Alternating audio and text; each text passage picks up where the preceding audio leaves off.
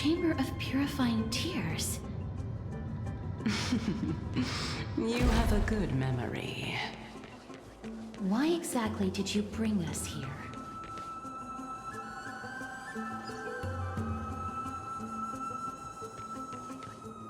My intention should be obvious. See that shallow pond over there? Water lilies grow there.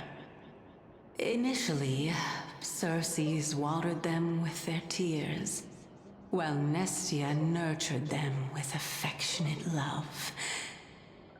They are a token of the eternal companionship between the two gods. All the two of you have to do is to cross the deep well and retrieve the golden bough of vows for me. Ma'am.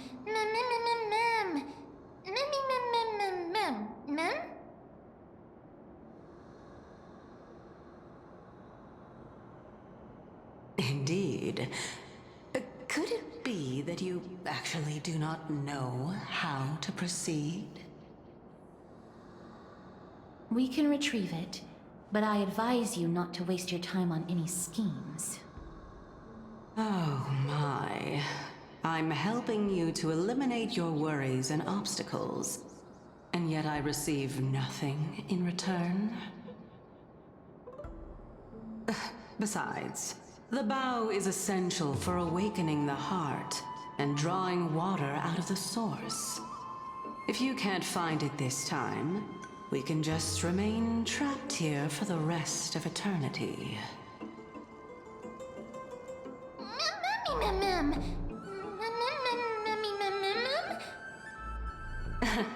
You're overthinking things. We're all in the same boat. Although it would be absurd to say that I have no other motives. Since you've brought it up, I might as well take this chance to explain. I'm simply making use of this opportunity to see what you two are made of. So, is that truthful enough for you?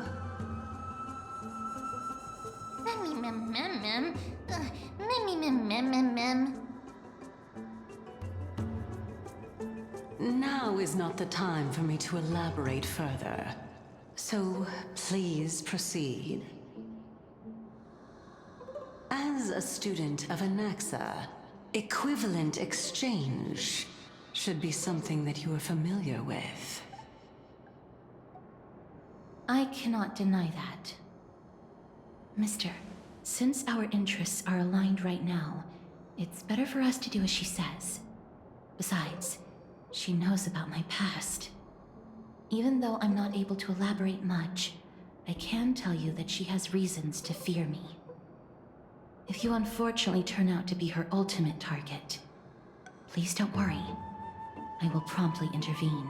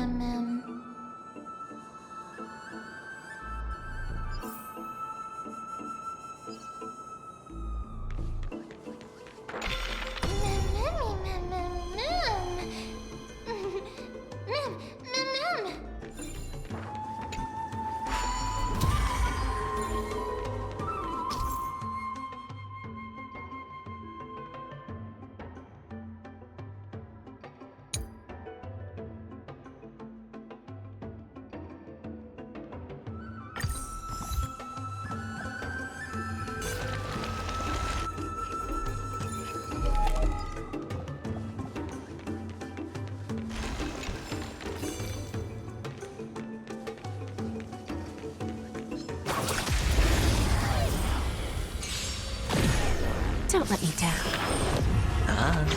Open sesame. Delivering more!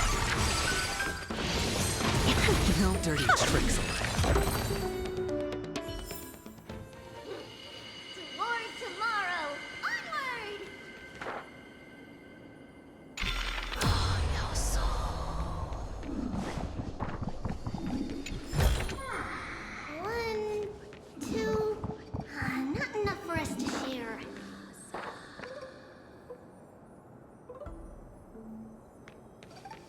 Huh? There are Ichor vessels stored here.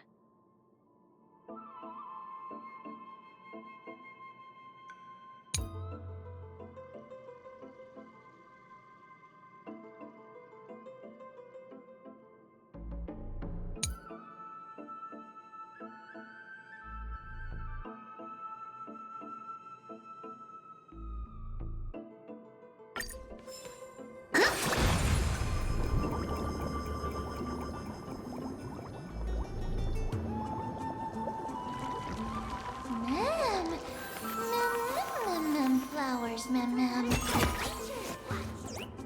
Eat as fast as we can!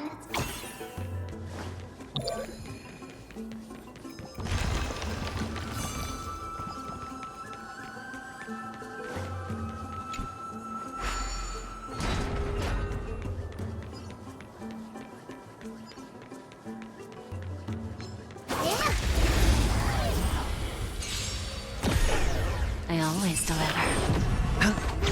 Expand your thinking. Endless riddles. Nothing but a boy. Bending the rules. There's no backing out now. For me or you. Open sesame. Watch it close. Toward tomorrow! Onward!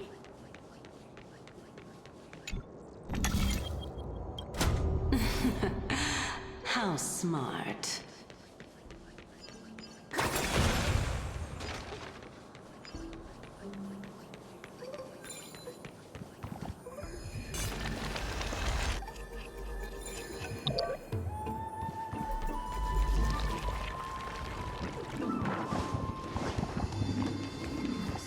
Let's hope that this is not a trap set by her.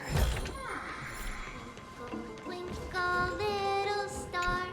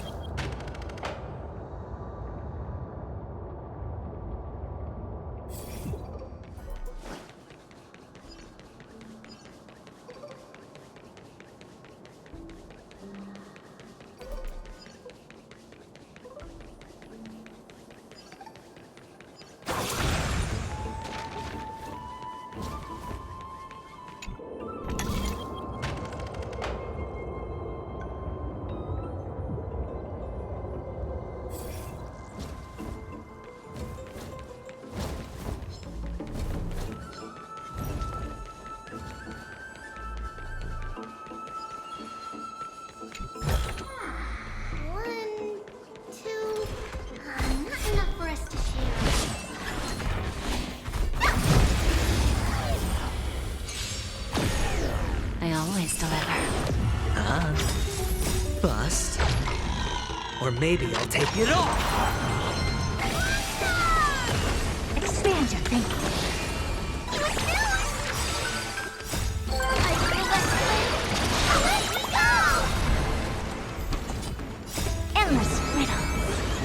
Nothing but a boy.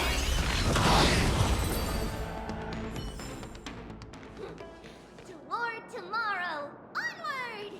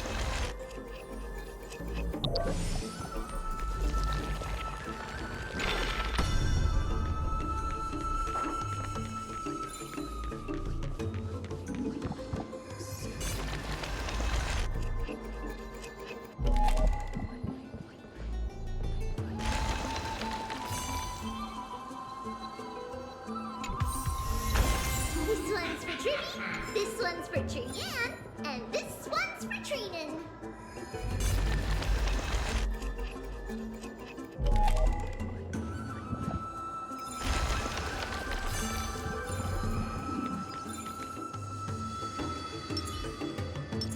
Feeling lucky. String numbers!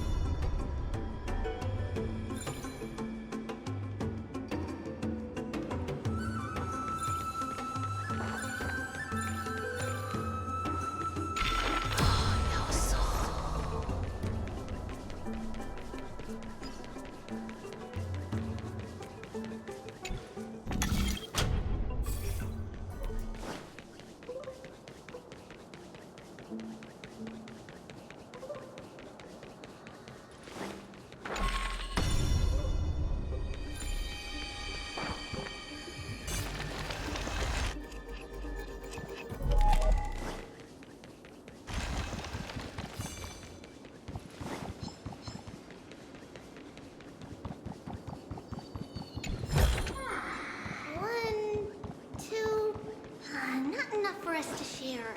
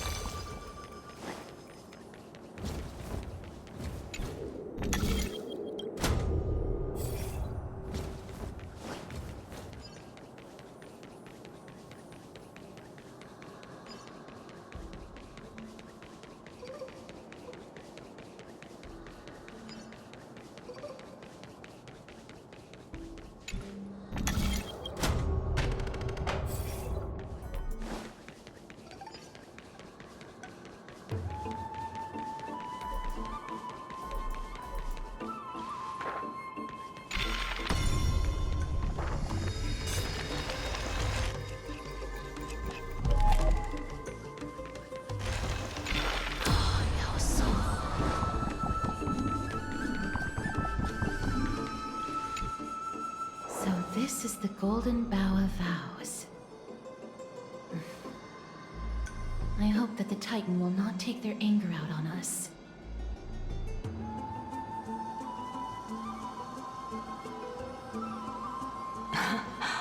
So lustrous and beautiful. It's even more magnificent than before. Mem Cal. Mummy mem mem. Mummy mem mem. Mummy mem. Understood.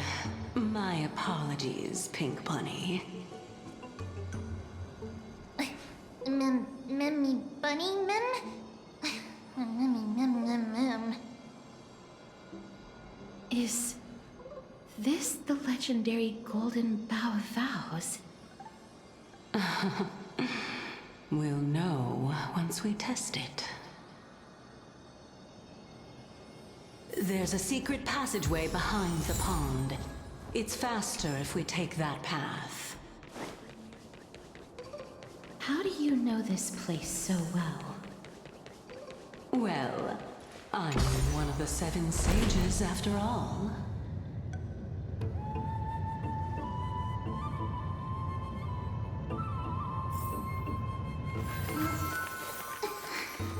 It's a blessing to the patch. We'll pass it on as fast as we can. Let's go.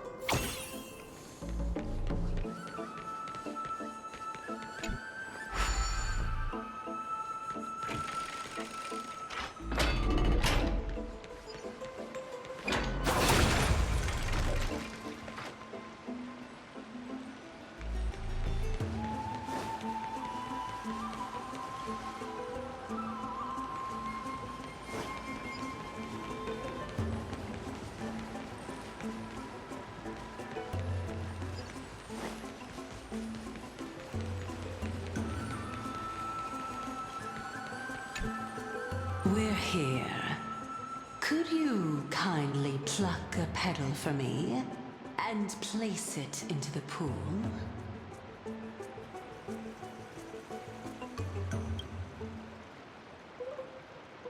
Now, can our little goddess perform that again?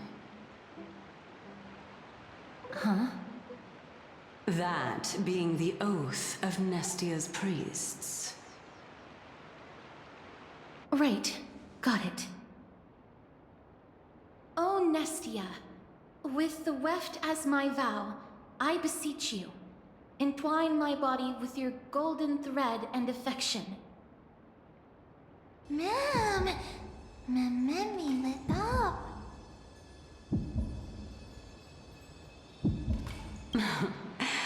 It's just an ancient promise between the Titan and humans. So, what do you think? It really is the Golden Bough of Vows. And I did not set any traps for you, right? That is... indeed true. You look like a sad, lost puppy. Even if this is indeed a scheme to get you to lower your guard, you don't have any other choice but to play along, do you? Therefore, why don't we just put everything aside and work together? We can always determine who's right and who's wrong once we overcome this. Yes, I agree. Great. Then, let's ride the water wheel. However, giving us half-truths is not the right attitude for cooperation.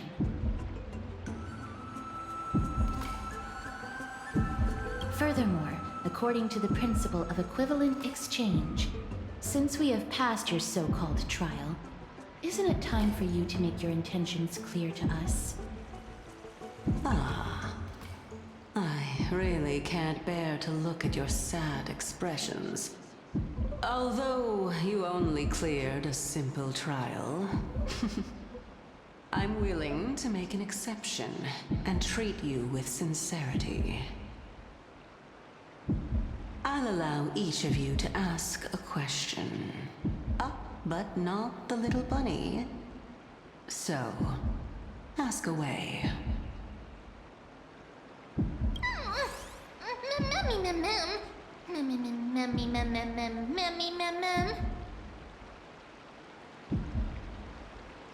Well, in that case, mister, please go ahead.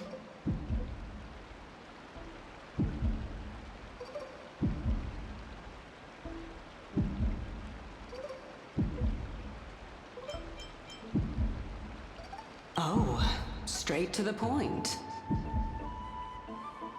The Titans have cast a net over this place because of the black tide.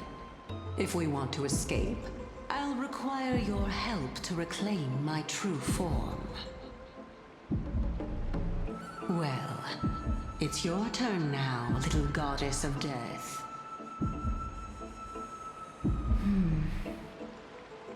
My question is, was your previous answer the whole truth and nothing but the truth? There's no point in making this unnecessarily complicated. That applies to you as well. However, we do not harbor any hostility. We merely want to avoid any potential harm to us. Lady Calypso, if you want us to work together more effectively, I advise you to answer my question honestly.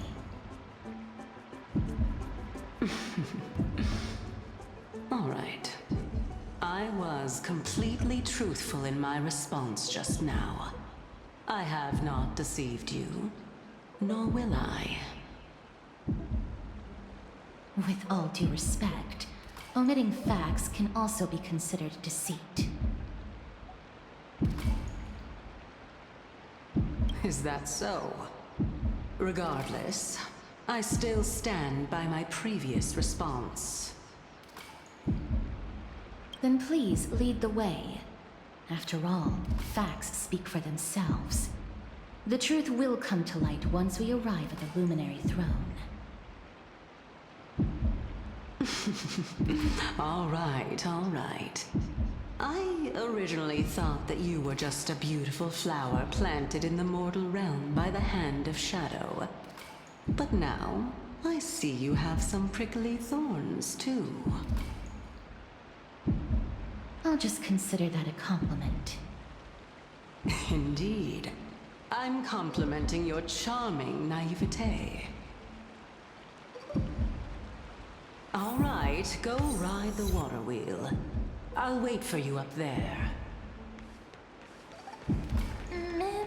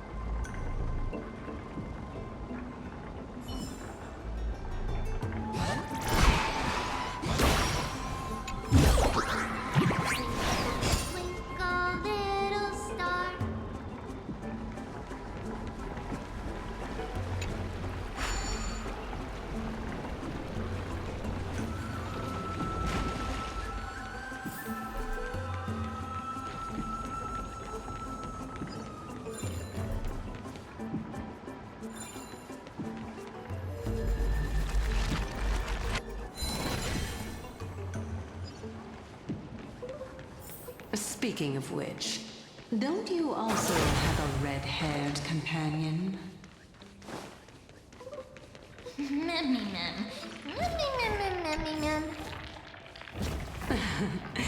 Not too much. It's just that I seem to hear the sound of a bee buzzing around.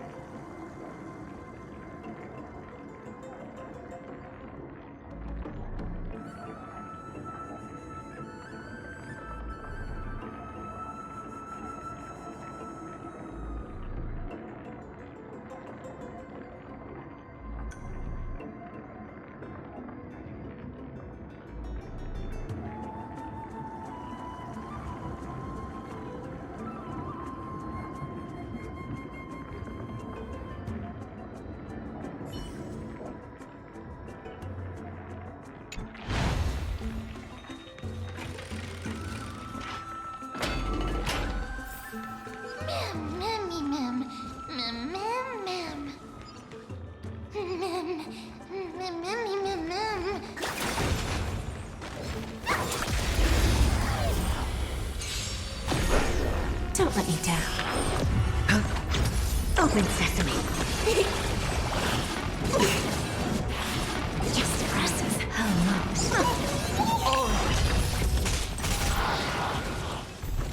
Expand your thinking. Bust. Or maybe I'll take it off. Time for a lesson.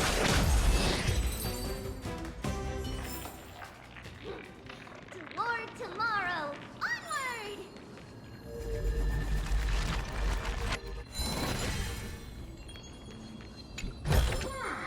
Twinkle, twinkle, little star.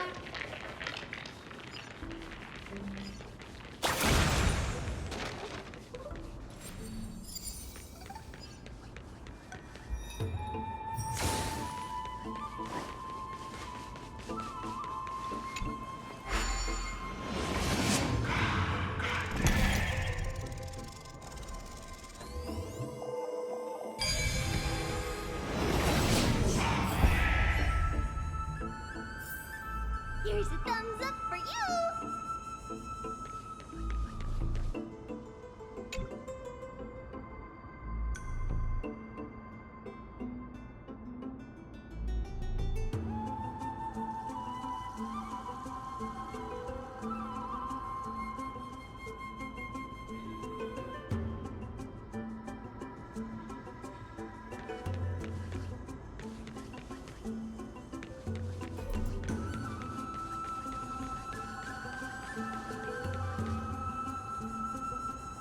Whoa! It's little Gray, little Cass, and the pink puppy!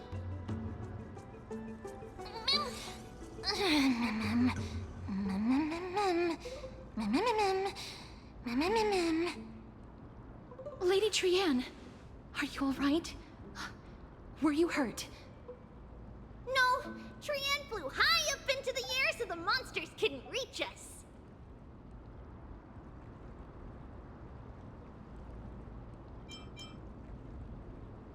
Air supremacy secured! That sounds so cool! Oh, but what does it mean? Wait a minute, let's get back on track. The spindle that Aggie gave us is so powerful that Trianne seems to have found Nax. He's near the treetop. Even though our perception of him is very weak, it's not like the white dryads from before. But since Trianne was alone and afraid that it might be dangerous, we did not fly there to take a look.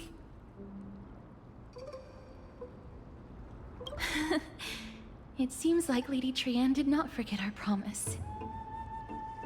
Anaxa is indeed still alive, and he's at the Luminary Throne right now. It seems like Lady Calypso did not lie regarding this. Huh? Calypso? Who's that?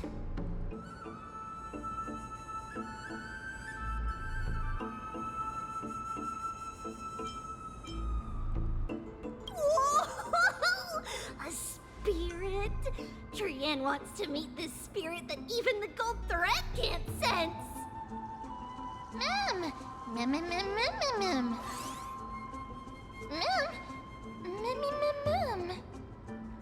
Coming and going without a trace. She's such a strange person. Oh! Actually, Trianne also found this. Could this be related to the person you're talking about? This is a piece of burnt cloth. Yup! Trianne found it on a branch not long ago. Trianne even used the golden thread to search around and found that the entire grove is giving off a similar aura. Memmy... Memmy mem mem mem... Mem mem memmy mem? Trianne doesn't think so. Because when Trianne picked it up, we didn't see anything at all. And judging by the golden thread, the aura seems to be all around. Lady Trianne, where is the aura gathered at right now? It seems to be... Oh! little higher and a little ahead of us. The Dome of Devotion. Calypso, just what are you hiding?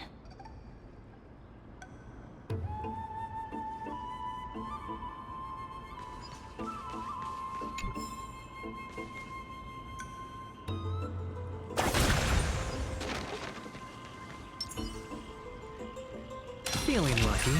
Numbers!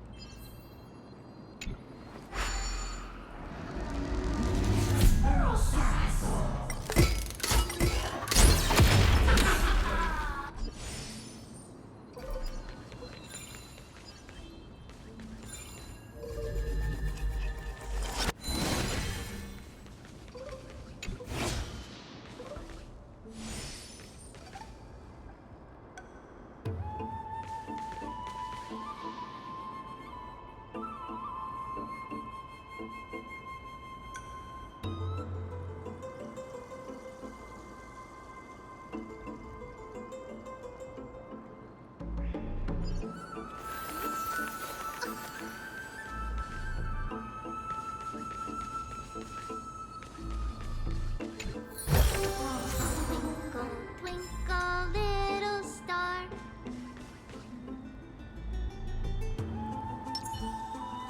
Take a look. This is pure genius in action.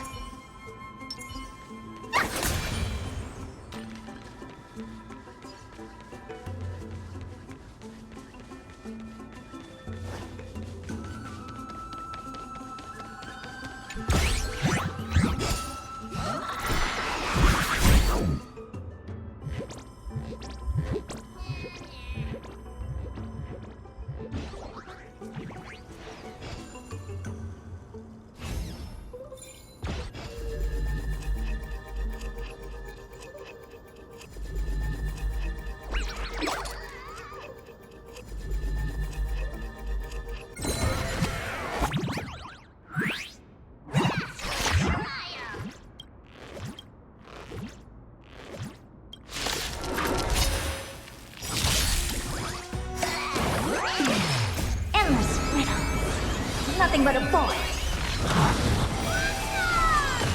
Open sesame. Watch it crumble.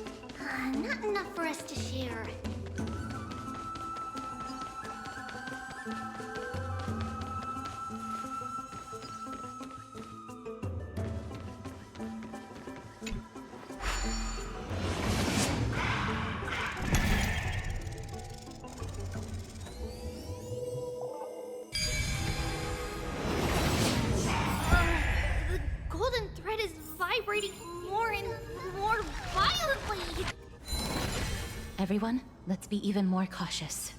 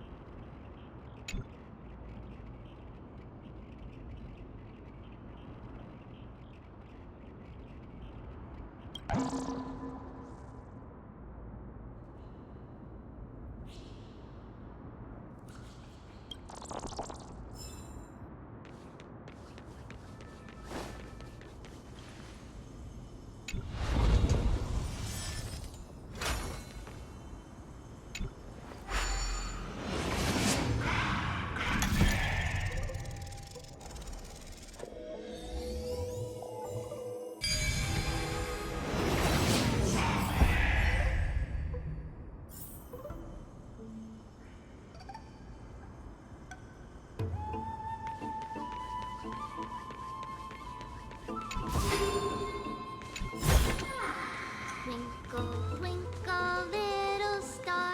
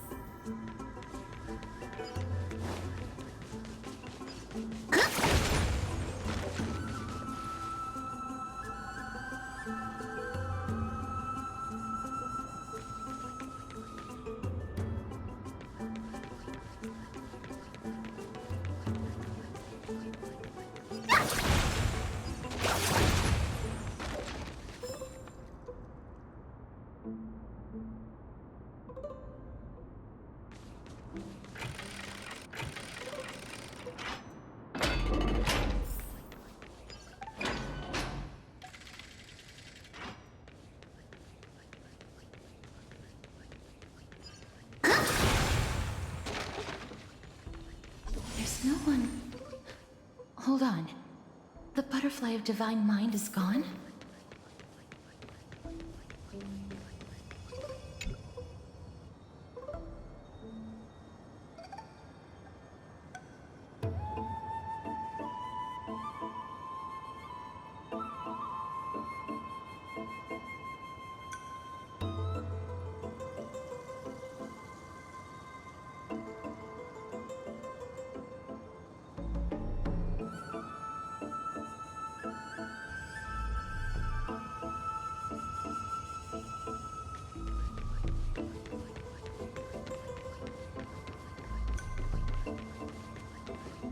That can't be.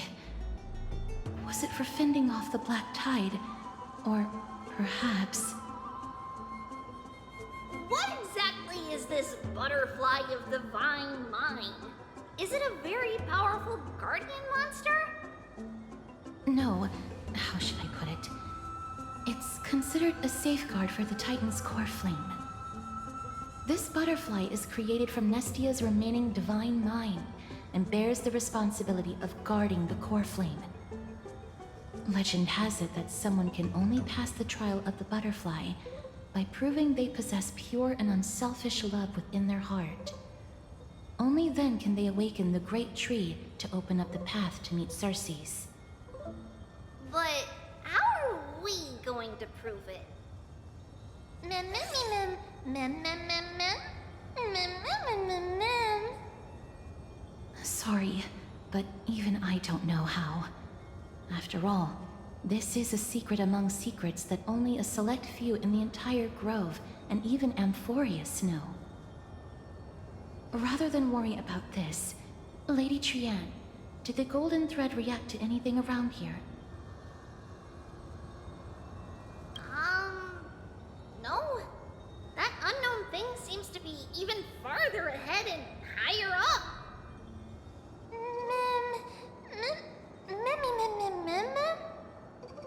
Perhaps we can try again. Let's see if the butterfly will still react to the golden bough of vows despite having dissipated. If it's indeed the token mentioned in the legends, there should be a reaction.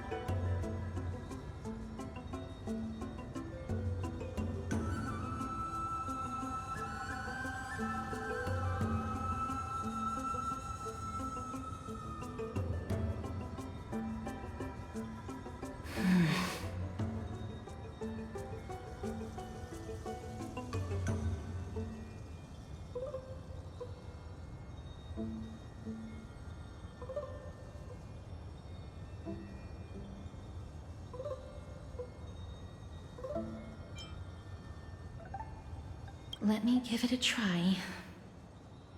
Oh, Nestia. With the weft as my vow, I beseech you, entwine my body with your golden thread and affection.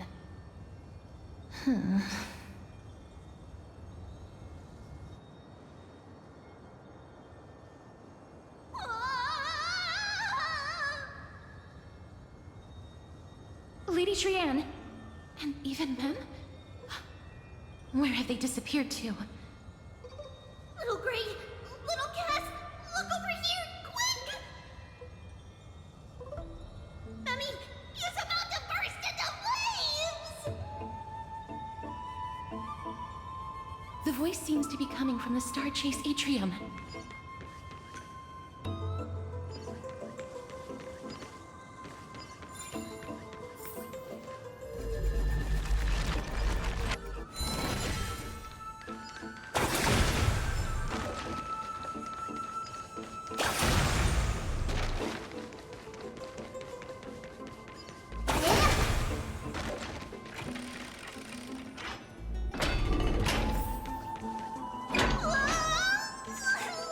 Little Gray, little Cass, it's bad. It's very bad.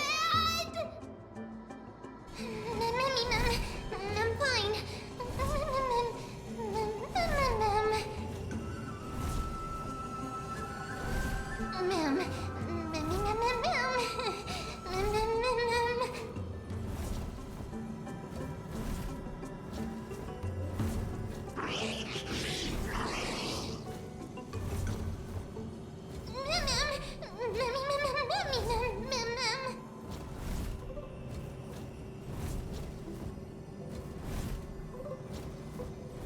Lady Trianne, what exactly happened just now? Trianne and Memmy were looking around to see if there were any mechanisms nearby. But just as they went to take a closer look at that big piece of amber, they were surrounded! I see. Let's get a move on. The orbs belonging to Ornyx's priests should be nearby. Hopefully they'll be of some use.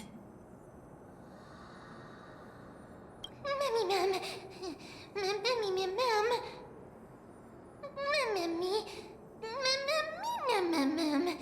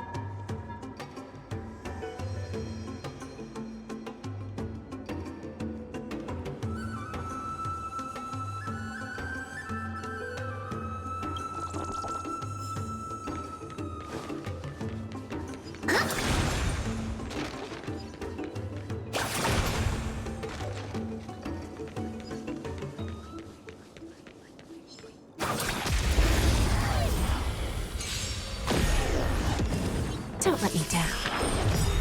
There's no backing up now, for me or you.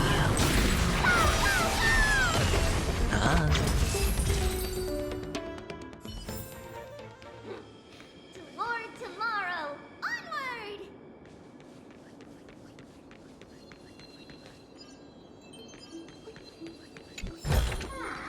Twinkle, twinkle.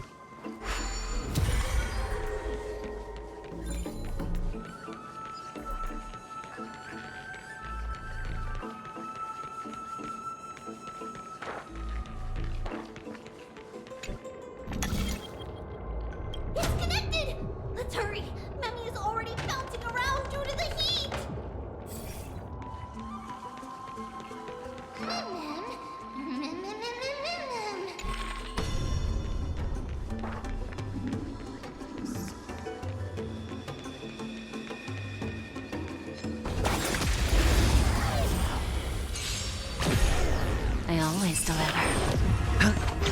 Open sesame. Delivering more! I feel that swing! Let me go!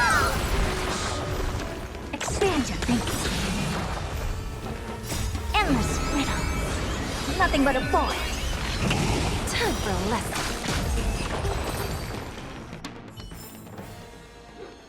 To more tomorrow! Onward!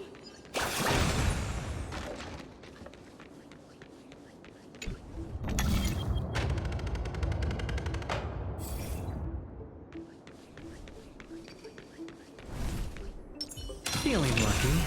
Strength in numbers! Yeah! Don't let me down. Ah, Open sesame.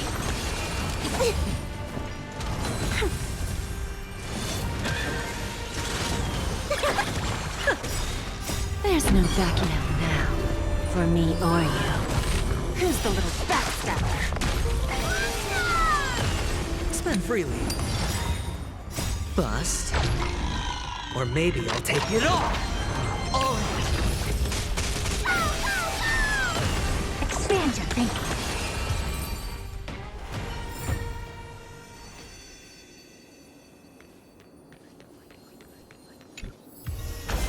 This one's for Trudy, this one's for Cheyenne, and this one.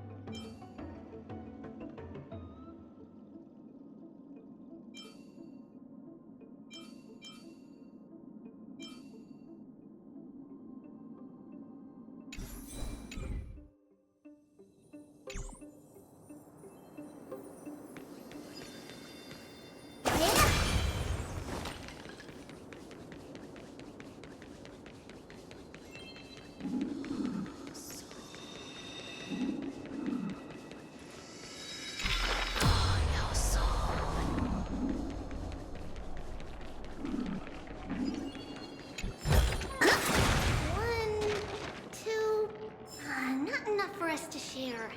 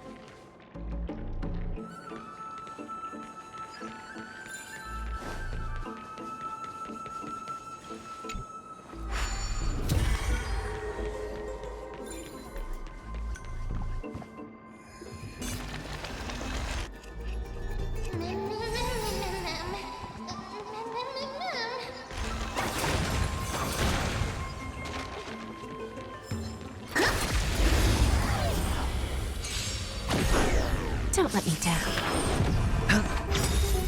Endless riddle. Nothing but a void.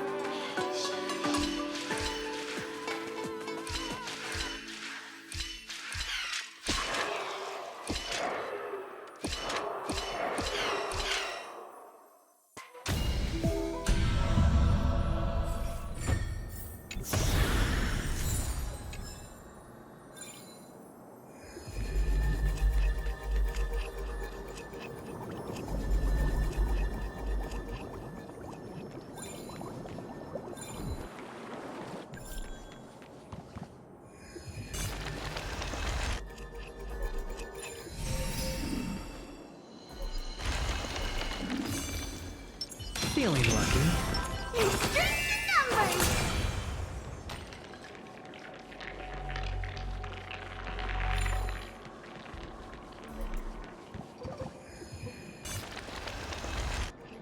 Oh no, I'm starting to smell something delicious.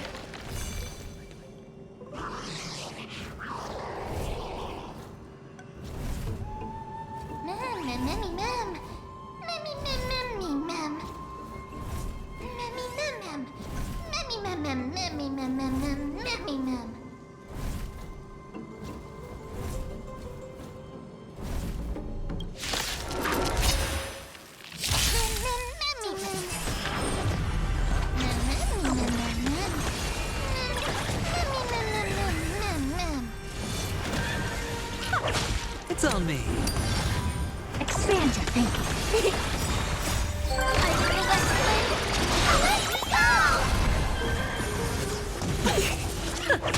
Spend freely. Bust. Or maybe I'll take it all.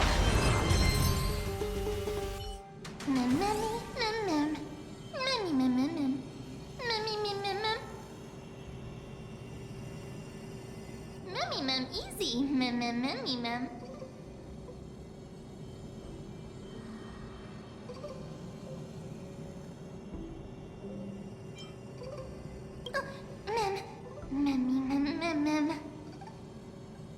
It's alright. Tran only just flew down.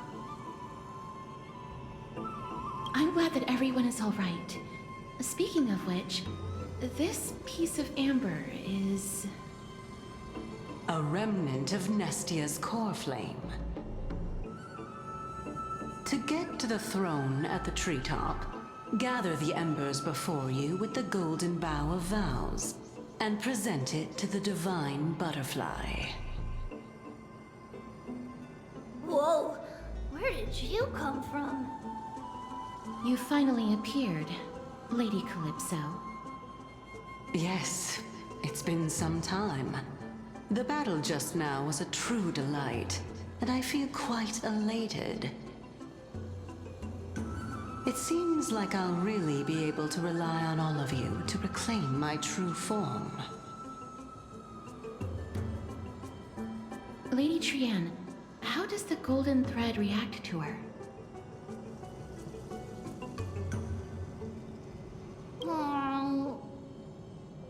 Huh. There's no reaction at all. Obviously. After all, the fragment that you picked up just now is completely unrelated to me. All right. Just do as I say. If you're able to pass the trial, I will tell you everything truthfully. Another trial. Mem.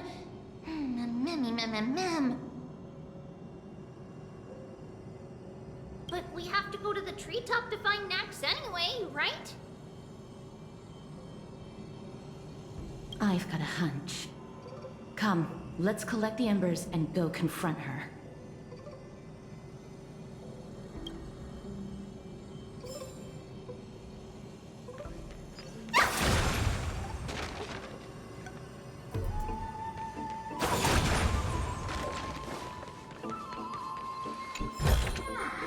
Twinkle, twinkle, little star. According to Calypso, we just have to gather the embers before us with the golden bough of vows.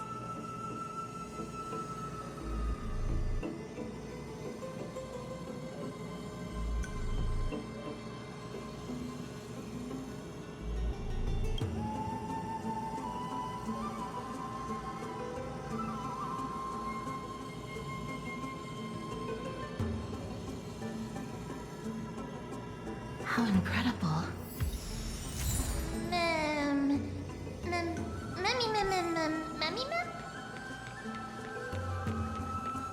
Yeah.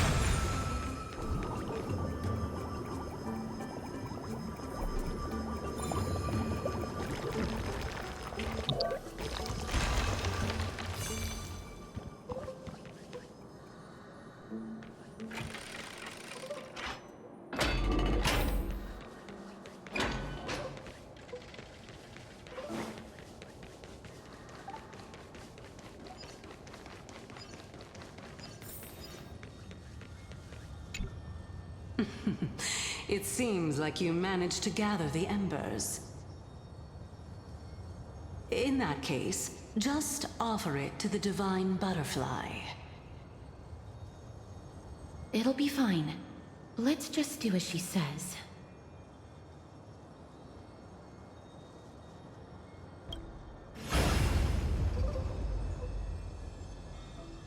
It's a success! Path has appeared. All of you have indeed passed the trial.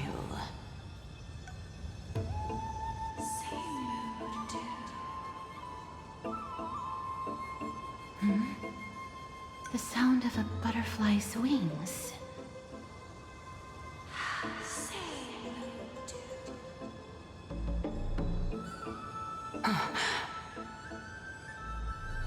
I'll be back shortly.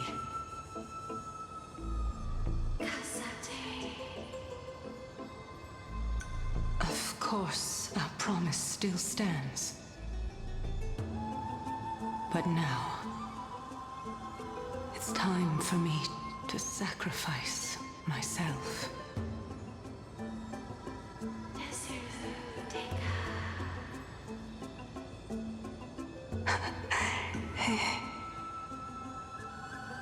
If the West Wind ever ends, let that be the place where we reunite. Farewell, my love. Lady Calypso, this is...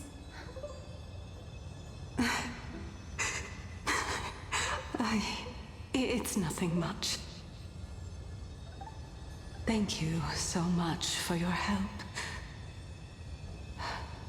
Now, it's time for me to fulfill my part of the promise. Well, in that case, I can start. You're actually Cersei's, right?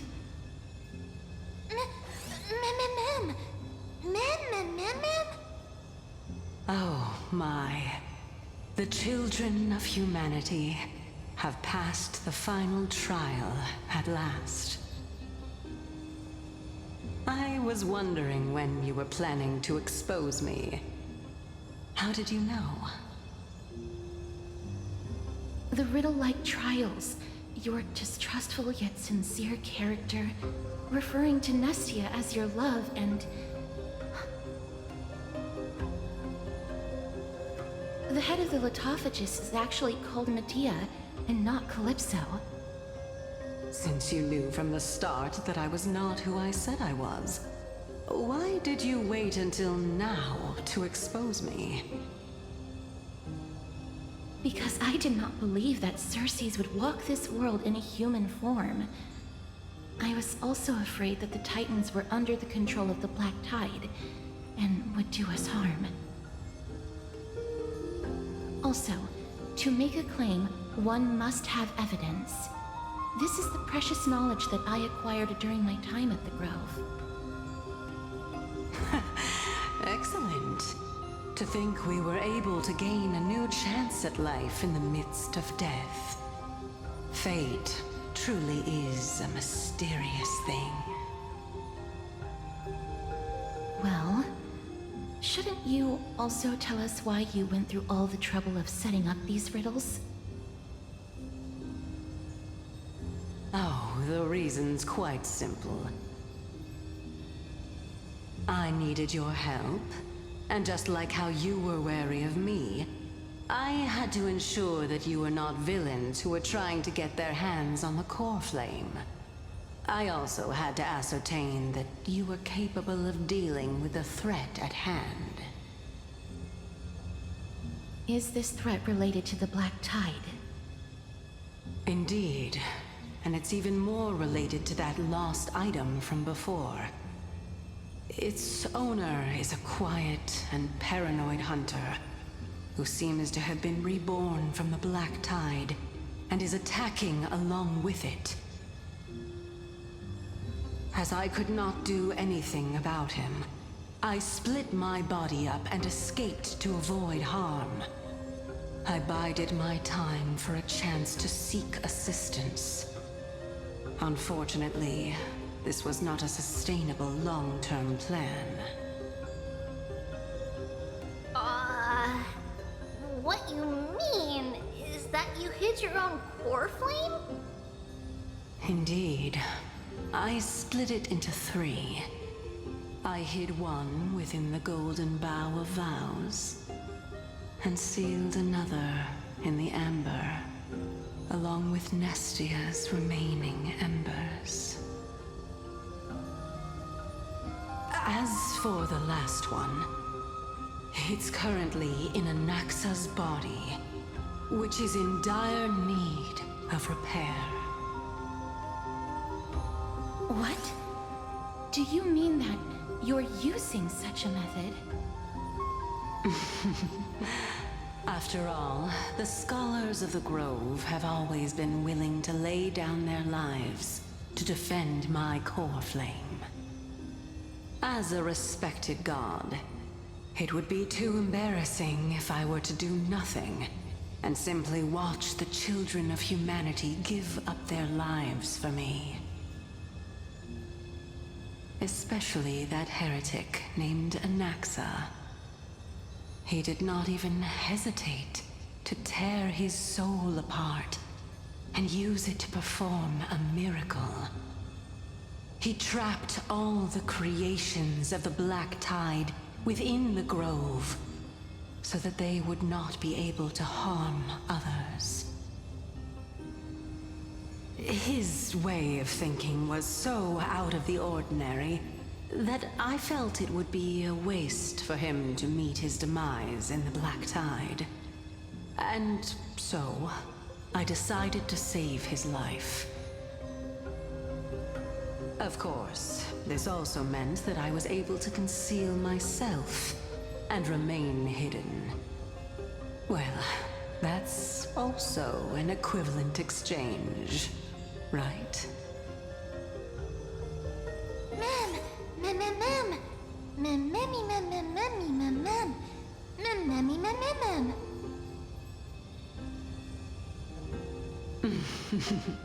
What a smart little bunny.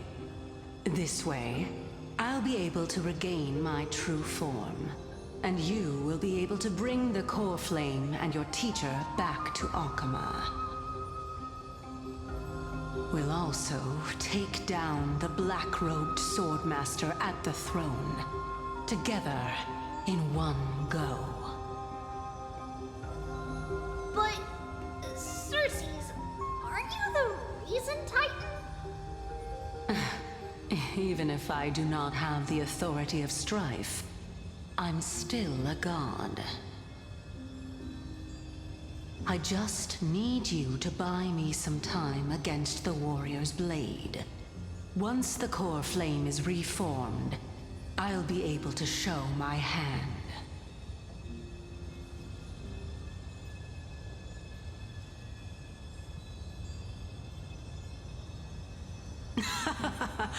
Excellent. Then just continue climbing to reach my throne. Turn the golden bough of vows into firewood to reignite the core flame of reason.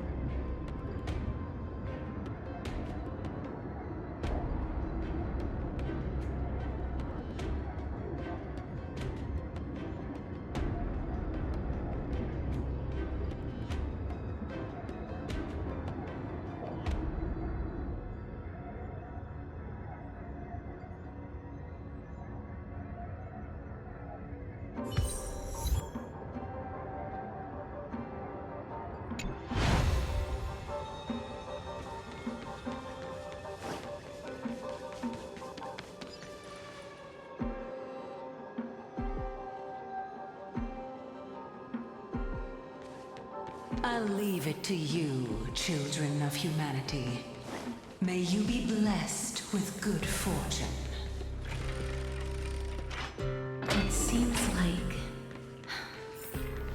fierce battle will be inevitable. Don't worry, Trian will protect everyone!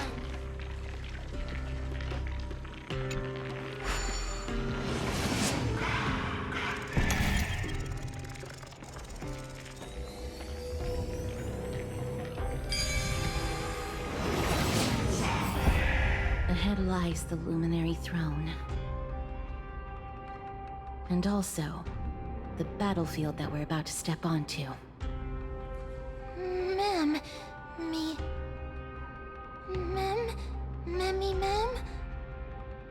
Memmy, what's wrong? Memmy,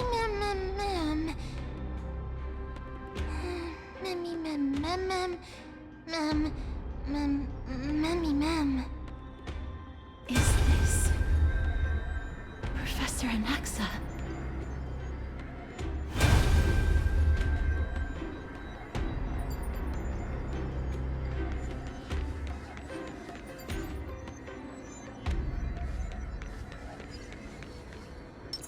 Feeling lucky.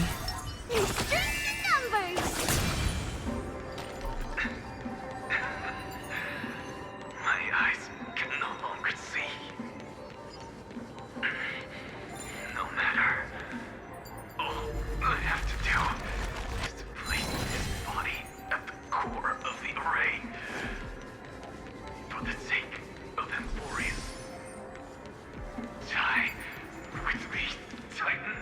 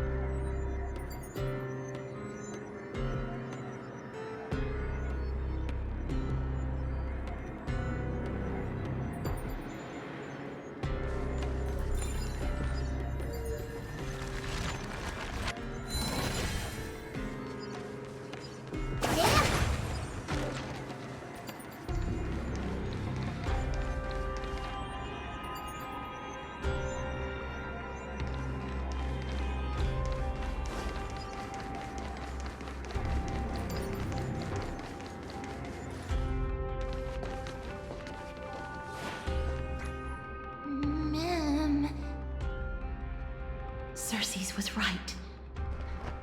He's indeed here.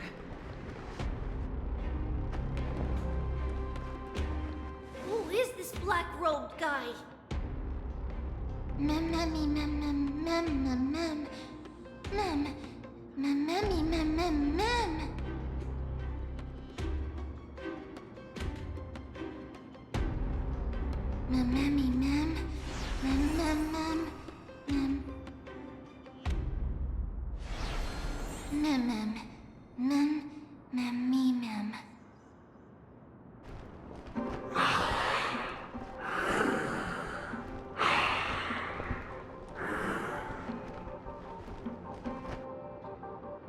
Everyone, brace yourself. This must be the hunter reborn from the black tide that Circes was talking about. The black sword and cloak. The owner of the piece of cloth. The north wind that sent over the deathly fog of Thanatos.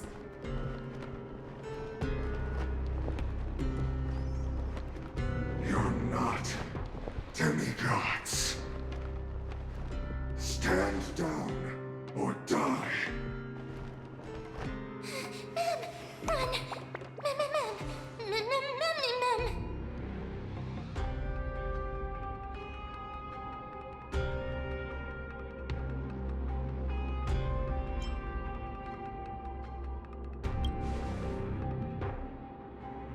That's right.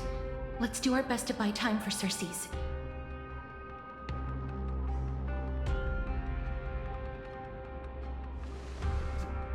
Trian will also protect everyone! Trian is brave! Mister. Only this time, may death protect us.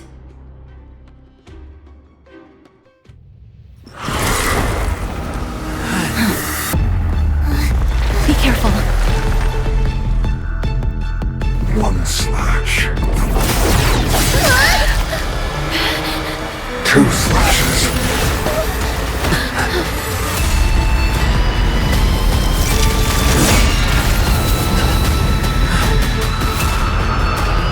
Three slashes are enough. Who exactly are you? Look, a VIP. I always deliver. Hedge your bets. It's on me. Expand your thinking. We have it. There's no backing out now. For me or you. Curiosity.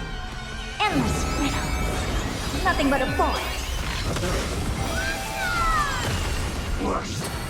No dirty.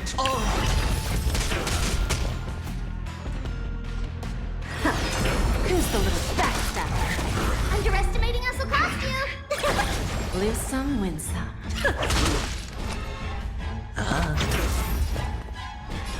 Open sesame. Watch it close. Misery.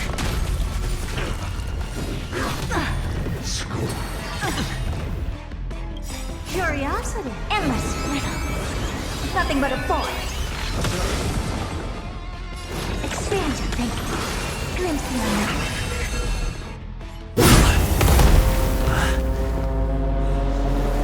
In that case.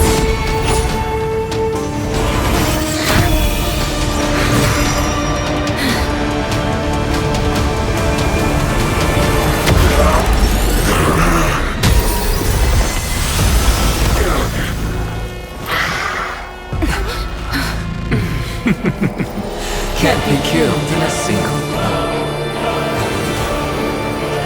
You are indeed no ordinary human.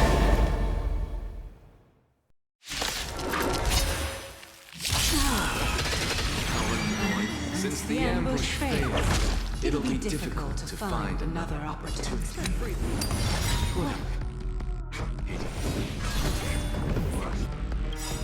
Professor Maxa? No. Circes.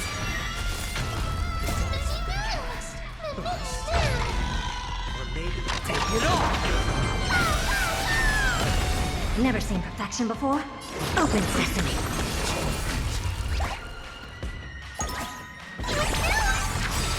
Give an inch and they'll take some.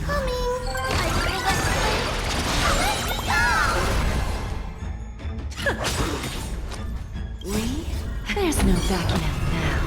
For me or you.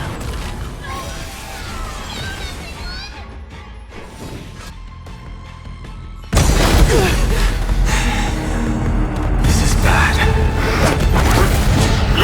Century Gate, open!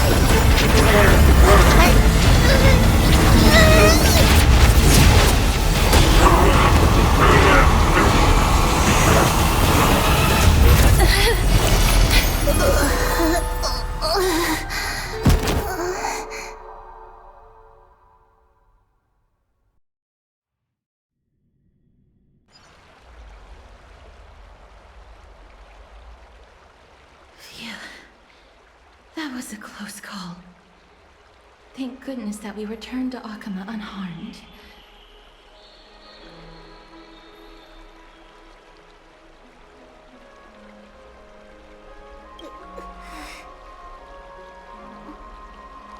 Little Cass, my head, it still hurts. Sorry, I know you told me not to open the gate. Please don't blame yourself, Lady Trianne. If it weren't for you, we would have already met our end at the Grove. I feel awful. I need to go back to get some rest. Lady Trianne, you haven't been well since you woke up. Are you sure you can make it back on your own? All this noise and commotion. Akama hasn't changed a bit, has it? Are you Professor Anaxa? There's no need for doubt. The Titan no longer speaks. It is I, Anaxagoras of the New Sporists. Indeed. You are the only one who would refer to yourself like that.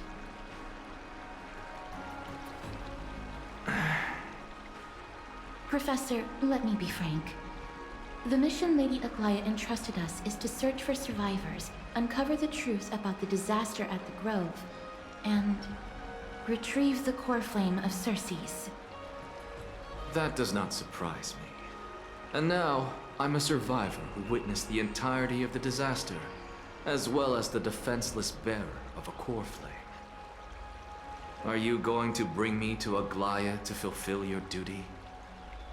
That is indeed my duty, but I prefer not to present you to her as a captive or spoil of battle. Fine. There's no need to make your life difficult. I'm not against meeting that woman. But I have some things to take care of first. The families of some of my fellow Grove Scholars live in the Holy City. Before we meet Aglaya, I want to visit them. Because Lady Aglaya will probably be against it. Let me guess. That woman will not only prevent me from visiting the families of the deceased, but will also suppress any information about the Grove. She's always been that cold-hearted. My fellows at the Grove gave their lives defending the core flame and fighting the Black Tide alongside me. Their families deserve to know the truth. You intend to do it without her knowledge? Do you really think that woman would treat me well, even if I behaved and proved my loyalty? I wouldn't mind seeing a bit more anger on her face. Are you going to stop me, Castoris? I will accompany you, but please understand that Lady Aglaya has her own considerations.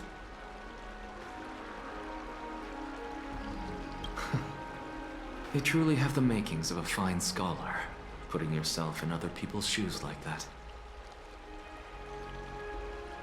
Let's go. I won't go overboard.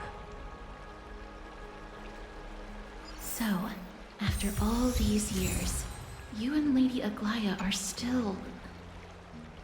Neither of us is narrow-minded. You should know the root cause of our conflict.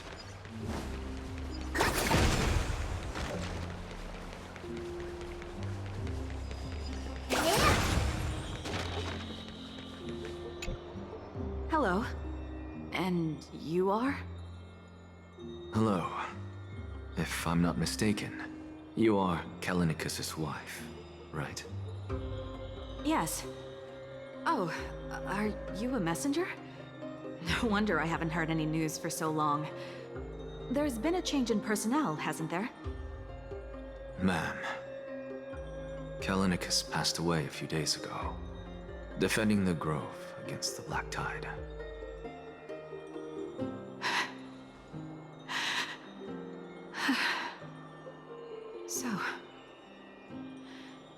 Did he manage to defend the grove?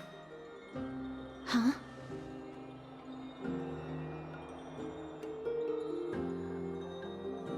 Yes.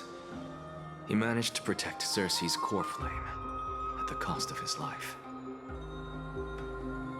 I see.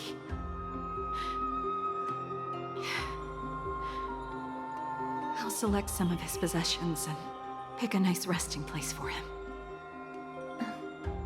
Please let us know if you need any help, ma'am. I come from Kremnos.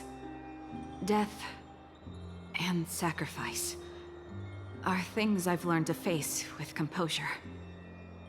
You know, Kallinicus, even though he was a scholar, he'd always ask me to teach him how to fight whenever he came back. Isn't it funny that a Chrysos heir like him wants to learn from an ordinary person like me? I've been prepared for this for a long time. In times like these, any ordinary goodbye might just turn out to be a final farewell. I'm really sorry. There's nothing to be sorry for. I was once a warrior, and I'll find my way back to the battlefield someday. With the coming coronation of the new king of Kremnos, I'll take up my lance against the creatures of the Black Tide and seek vengeance for my husband.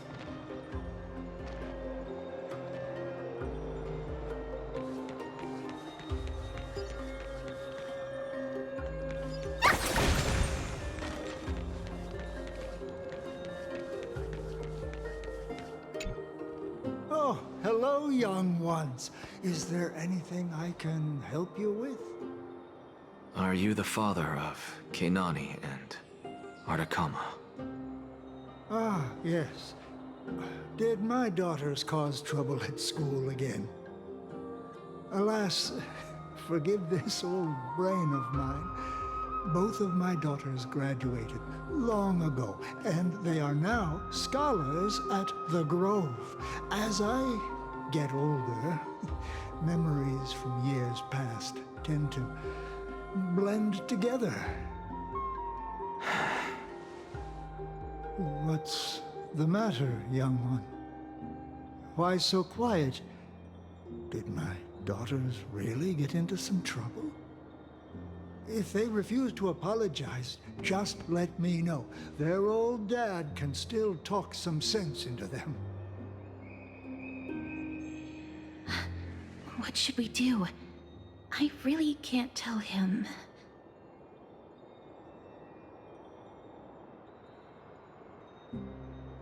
Mr. Fabio, the Black Tide took Keinani and Artakama. What? They fought until their last breath against the Black Tide to defend the Grove.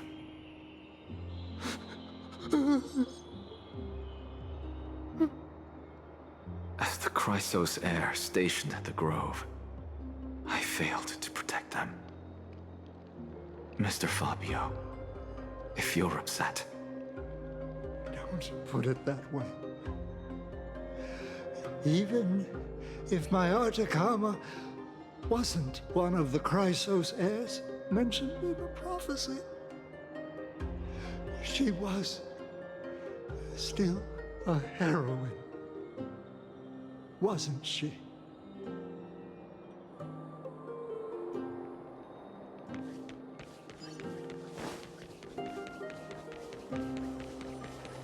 What's that about? What's wrong? I'm busy. There's a lot going on in the city, and I've got my hands full. Mister, we're sorry to bother you, but...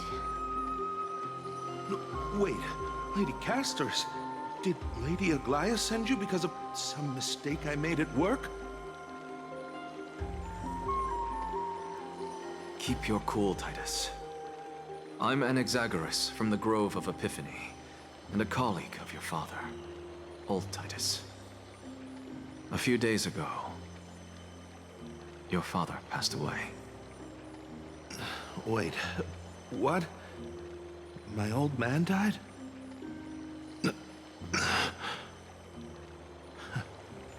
That's no shocker. At his age, he was due for the River of Souls any time.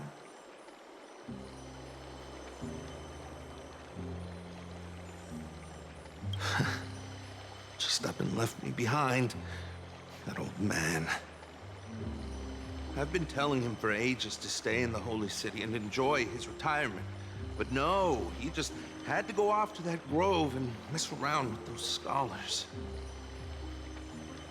Still wouldn't budge after all those arguments. That stubborn old thing. I already got him a retirement home and was waiting for him to come around. All my effort is wasted now, and he didn't even give me a chance to say goodbye. That bull-headed old man, stubborn as a mule.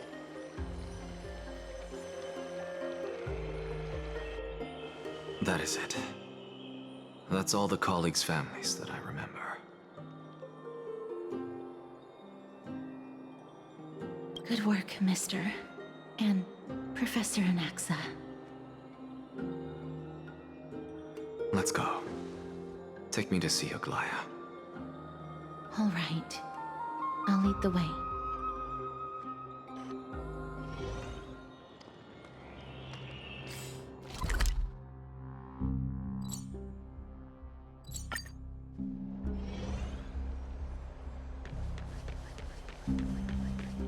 Miss Castoris, my lord, you're back.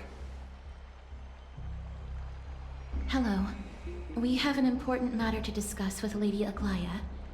May we trouble you to inform her of our presence? My apologies, Miss Castoris. Lady Aglaya has just informed me that she has no time to receive anyone at the moment. That's just great. She refuses to even see me. Answer me this, friend. Did Aglaya order you to take me directly to prison? Who are you? Please don't jest. It's possible that she really is busy. Let's wait here a moment, and I'll try to contact her using the slate.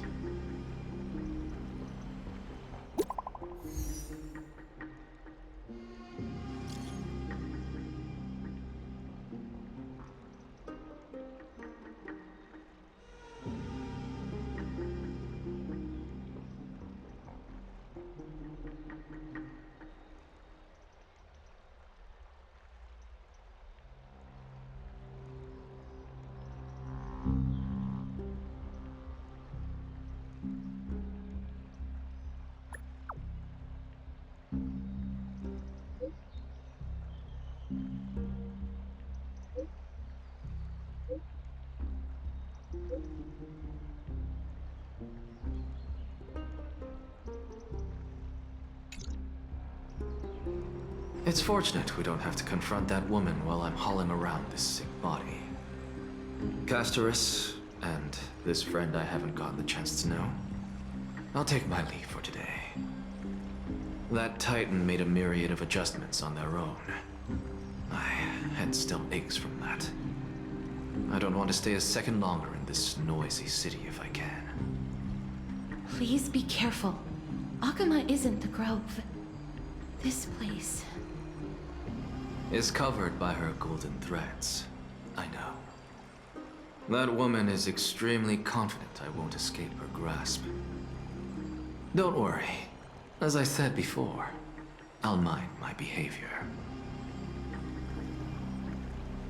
Mister, so many unexpected things happened on our journey to the grove. We truly had no intention of putting you in danger, let alone face the Black Tide head-on.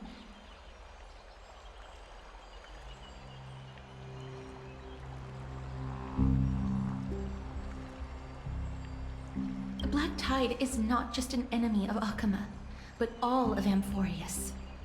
Even back when the forces of strife coveted the Holy City, their warriors still undeniably halted the Black Tide outside Castrum Krymnos. Negador's core flame now sits vacant, and the Black Tide has returned. The Grove is an academic city with the best understanding of the Black Tide. It shouldn't have fallen so easily, and yet it was taken overnight, leaving the city in blood and tears, haunted by the spirits of departed heroes. The trial of strife is imminent. I pray Mighty will be able to steel his resolve soon.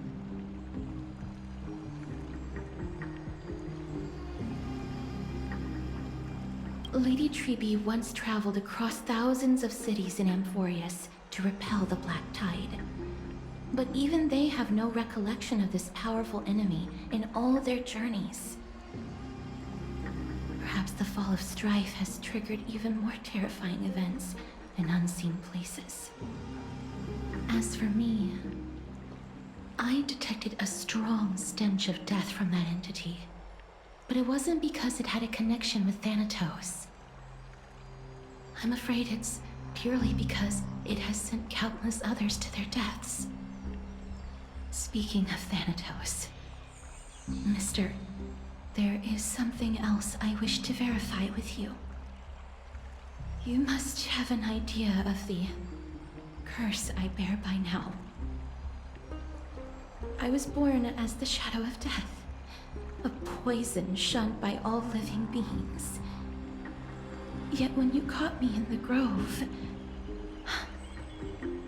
I'm curious why you weren't affected by my power, Mister.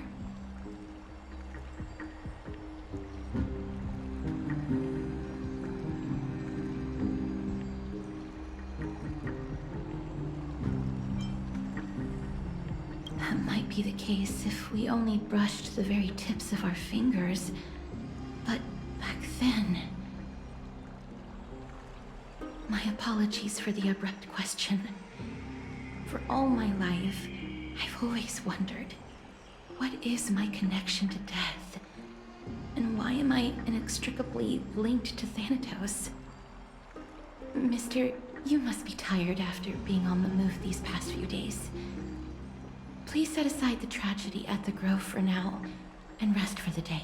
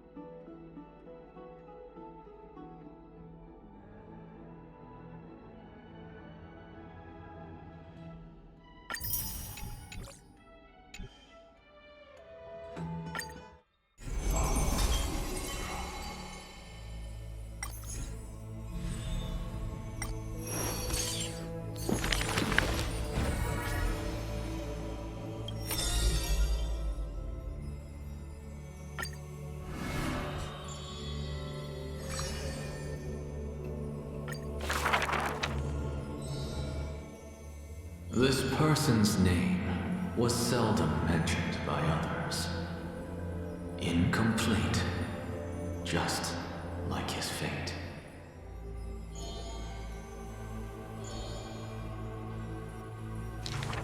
Keep your distance from that blasphemous one, lest misfortune follows you like a shadow.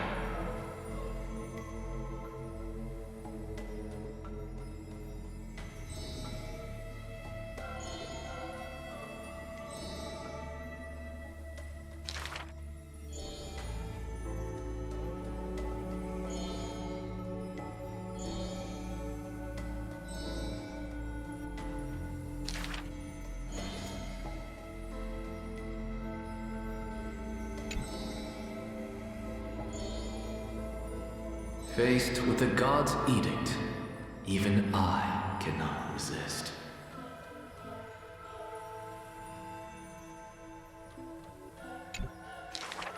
Miracles are the most conceited actions of gods.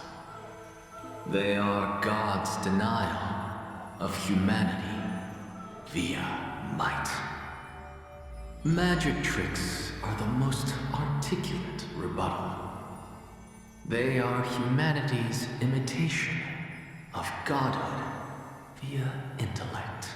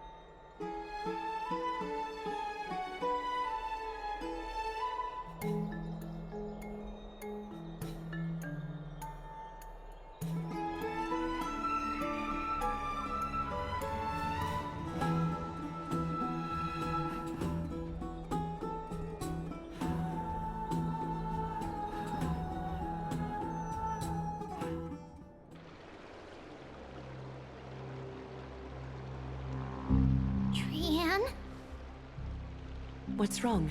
Is there trouble at the Grove? Yes, I sensed something. It was fleeting, but very strong. It feels like they're in some big trouble.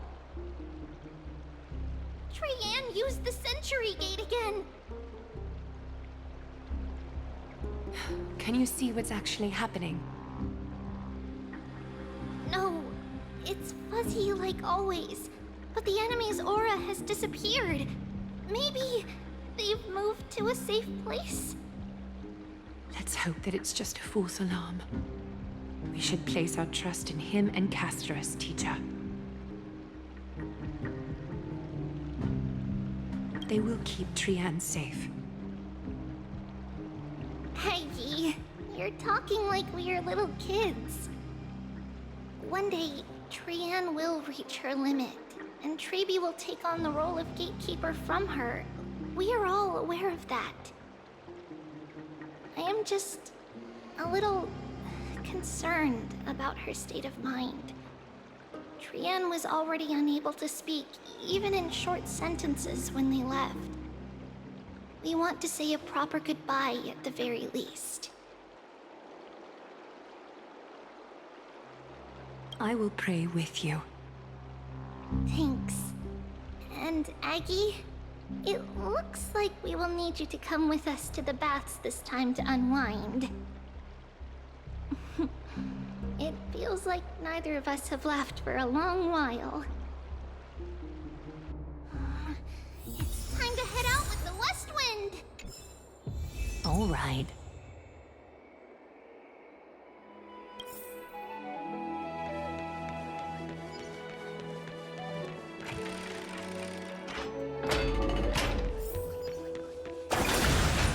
Here's really hot and heavy. Has it always been like this? Is someone injured over there?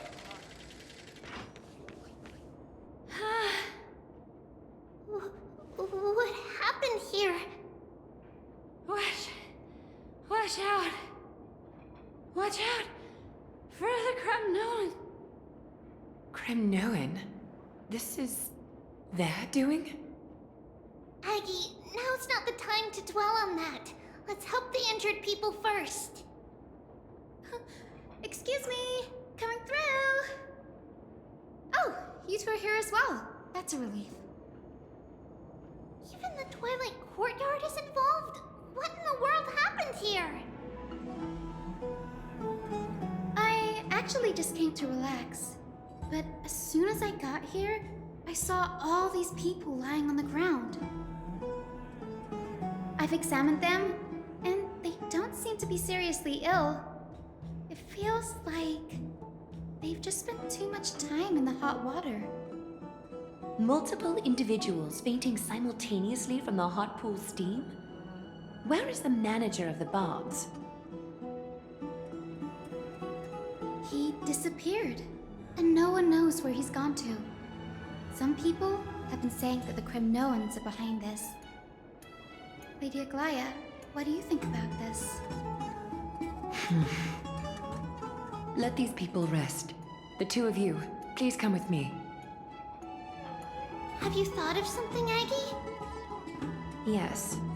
While their intentions elude me, it's time to bring this farce to a close. This is really bad. This is...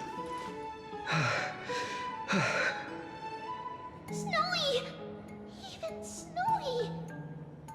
The culprit. The culprit is Mightimos. Oh. Dee! What did you do to everybody? It's just another duel where I claimed victory. Duel?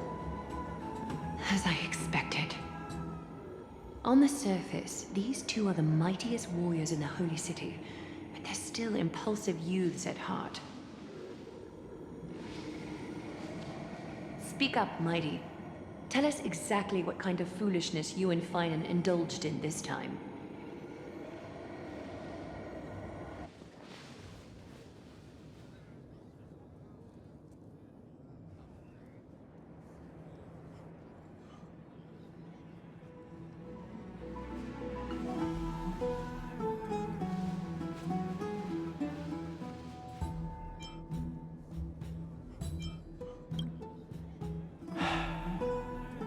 No, none of those sound right.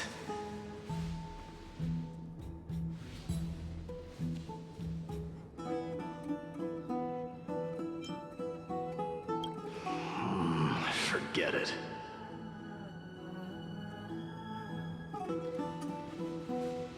Am I seeing things?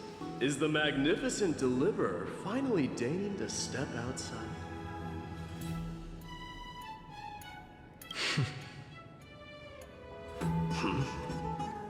What kind of response is that? Nothing. I was just imitating your usual response. I don't feel anything special from you. Have you passed the demigod trial? The ritual hasn't reopened yet. In case you forgot, it hasn't been that long since I pulled you out of the trial. I didn't forget. Then, you're welcome. In twilight's last gleam, Makima stands bold. Her walls sturdy, tales untold. Dreaming of her fruitful gardens, pilgrims arrive from distant lands. Figs and olives, oh so grand. Yet little do they know that they will step into flames, fuel to the fire, a burning brand. What are you playing at this time? I just felt like reciting a few lines of poetry. Surely the Crown Prince of Kremnos knows how to appreciate poetry, right? Kremnoans steer clear of such weak literature. But my library doesn't lack collections of this kind. These lines express the poet's yearning for their home, just as Akuma is distant from many people's homes.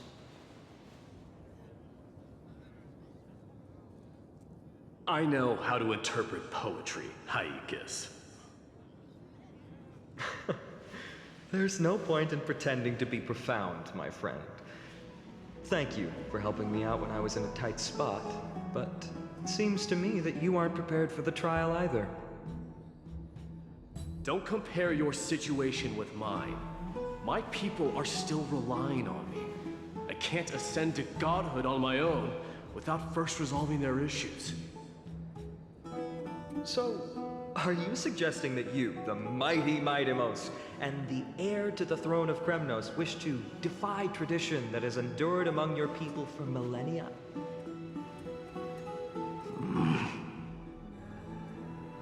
Still thinking about what I should do. Never mind.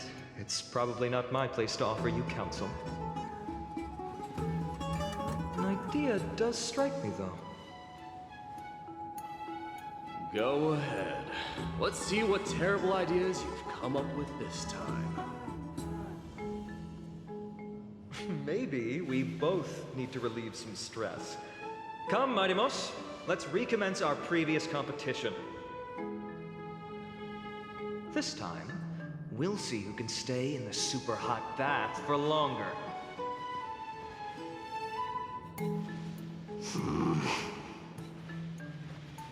What? Are you chickening out? The phrase chickening out does not exist in the Kremnoan language. I just find the situation absurd, that's all. All-knowing historian, are you not aware that we Kremnoans use boiling water from sword forging for our baths? Looks like I'll have to teach you some royal etiquette today.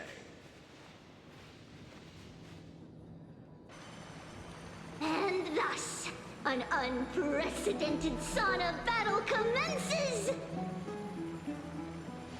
With unparalleled resolve, the two warriors' determination even alters the very hue of the steam.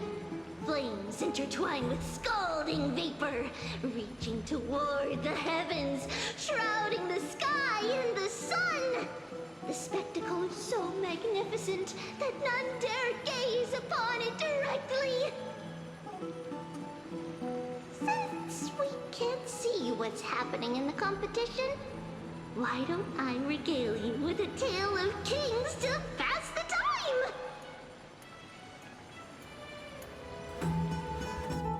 Do you recall the legend of the Gorgo lion, meant mentioned by a certain veteran?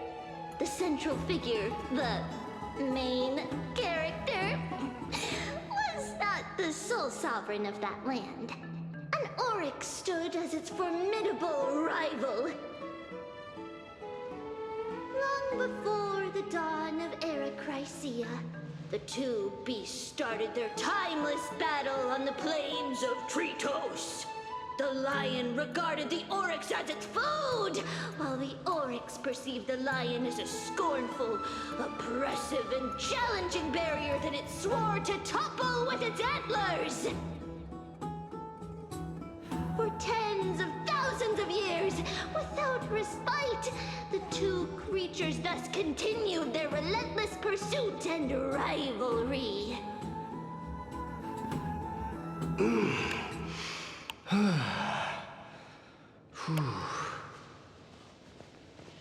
It fixated on its rival's fleeing form in the chase.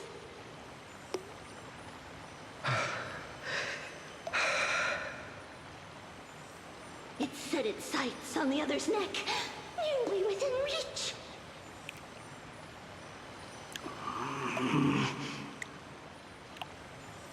It was stuck in a corner.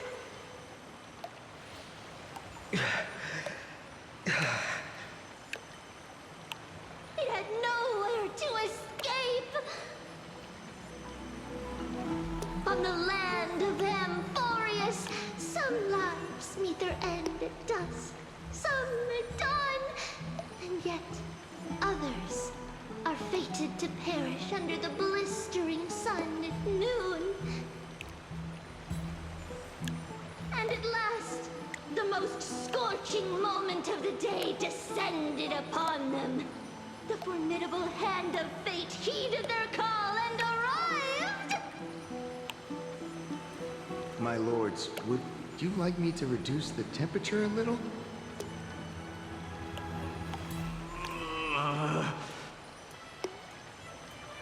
What? You're chickening out already? Get lost. Are you asking me to get lost, or...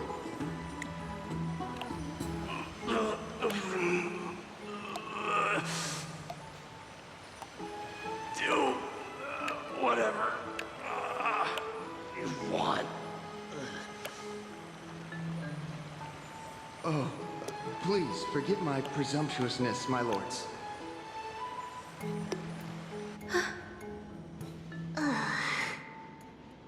What a spectacle of folly. This is what you get for daring to challenge a Kremnoan without understanding your own place.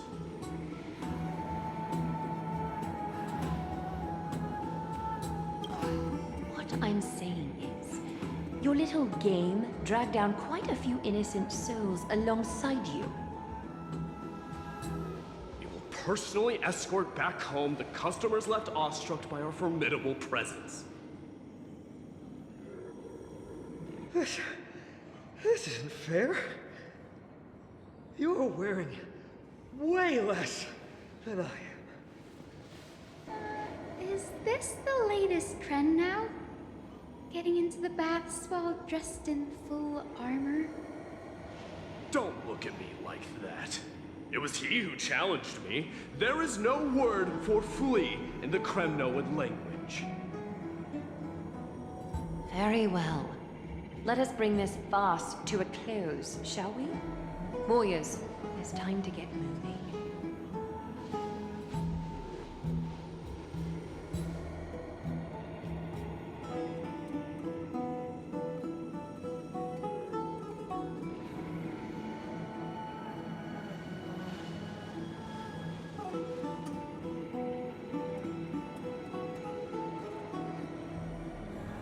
Alas. The flame chase journey is destined to be a lengthy one, replete with obstacles. But thanks to those two, all the gloom has vanished into thin air. Well, we just had quite the commotion. It's not every day we find the Marmorial Palace this serene. Shall we continue with our previous plans? Hyacinth, would you care to join us? Such an empty bath is indeed a rare sight. I was looking forward to unwinding after work. I'd be delighted to accept your invitation, Lady Treeby. How about we go to the biggest bath?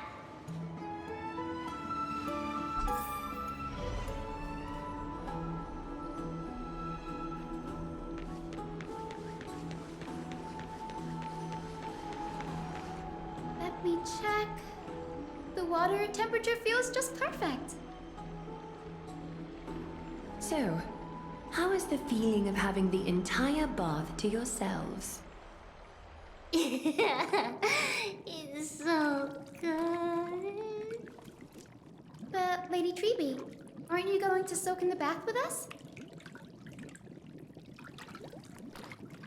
We will have to pass. After all, we've become children. Please understand that she can no longer endure the heat of this pool due to the blessings of Janus.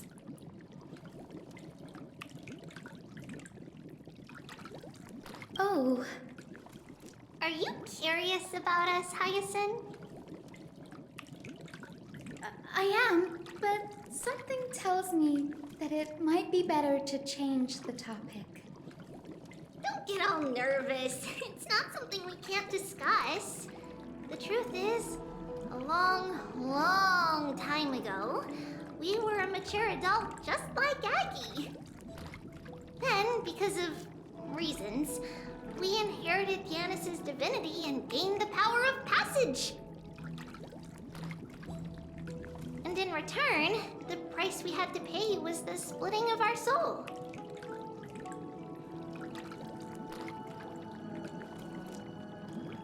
Each opening of the Century Gate intensifies the strain on Treeby and the others. They are gradually regressing towards infancy, both in body and mind. We don't know what awaits us at the end either, but anyway, that's why we've turned into children. In that case, when you opened that giant Century Gate above Akama during the battle against Nikador, Well, there's no way around it. We all know that the flame chase journey won't be a smooth ride.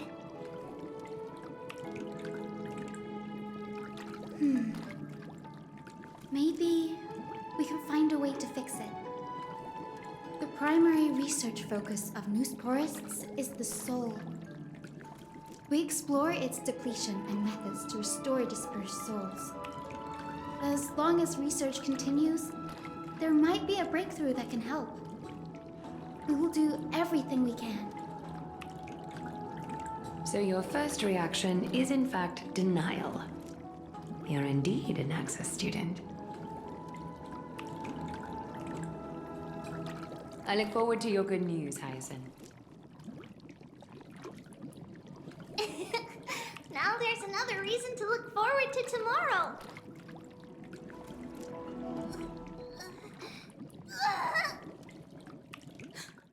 Lady Treeby, what's wrong? Something's off. It's that strong feeling again. Is it Trian? Wait, no. It's not Trian this time. It's Trinan. Trinan is in danger.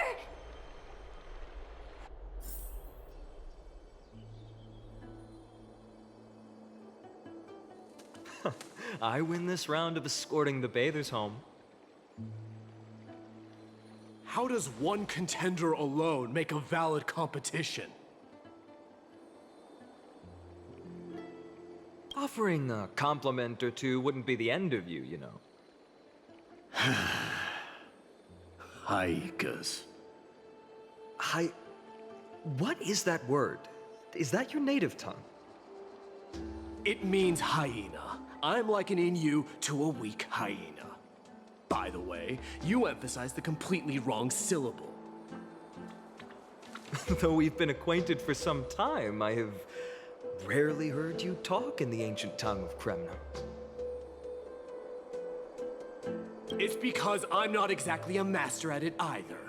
I can listen and read just fine, but when it comes to writing... You can write?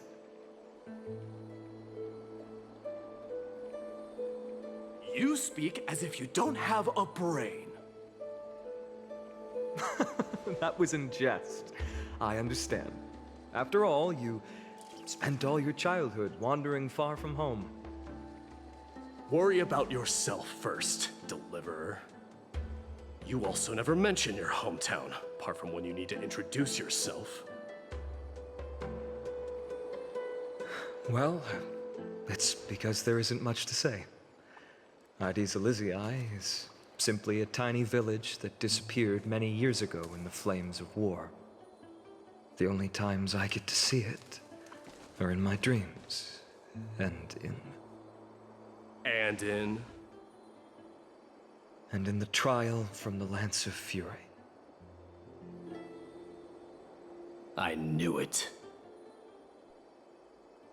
Yes, I saw it all.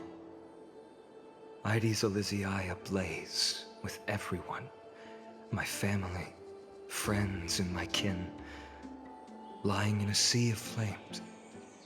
A blood-red half-sun hung in the sky, just like on that day. And before my eyes, that murderer killed Cyrene. But I saw its form this time.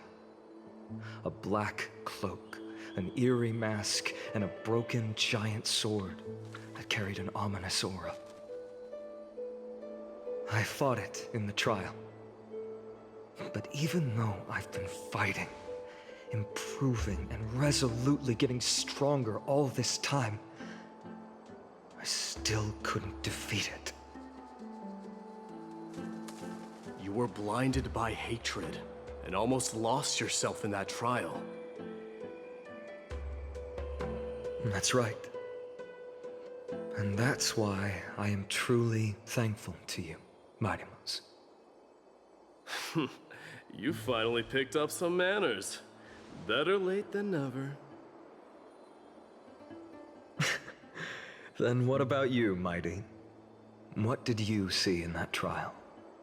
What do you fear? There is no word for fear in the Kremnoan language. I'm getting the feeling that your language has no words at all. But to answer your question, I saw Akuma in the trial. As well as... my old comrades. Hephaestion, Perdiccas, Ionius, Ptolemy, and Possesta.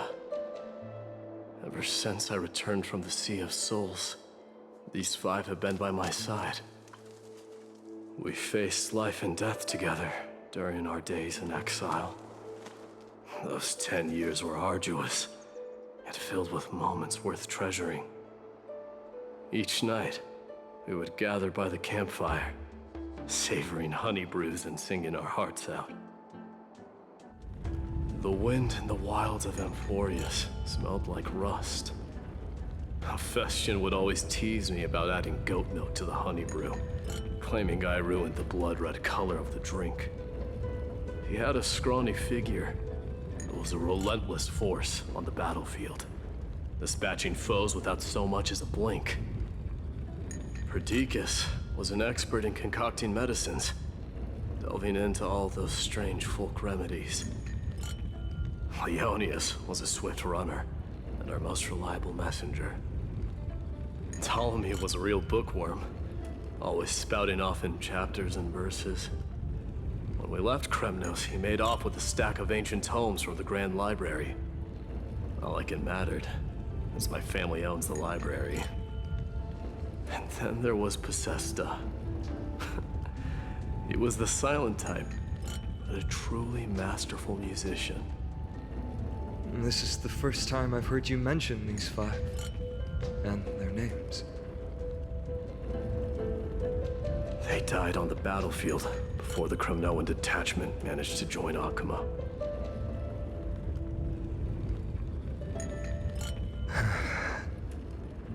Perdiccas was the first to go. He was shot in the stomach by a poisonous arrow from the people of Ladon in the second month of cultivation. In the end, his remedies mended all but himself. Maidamos, do not mourn. I have achieved honor by bestowing a noble death upon the enemy. Leonius died in the 5th winter. Idonia's snowstorm lasted 3 full months.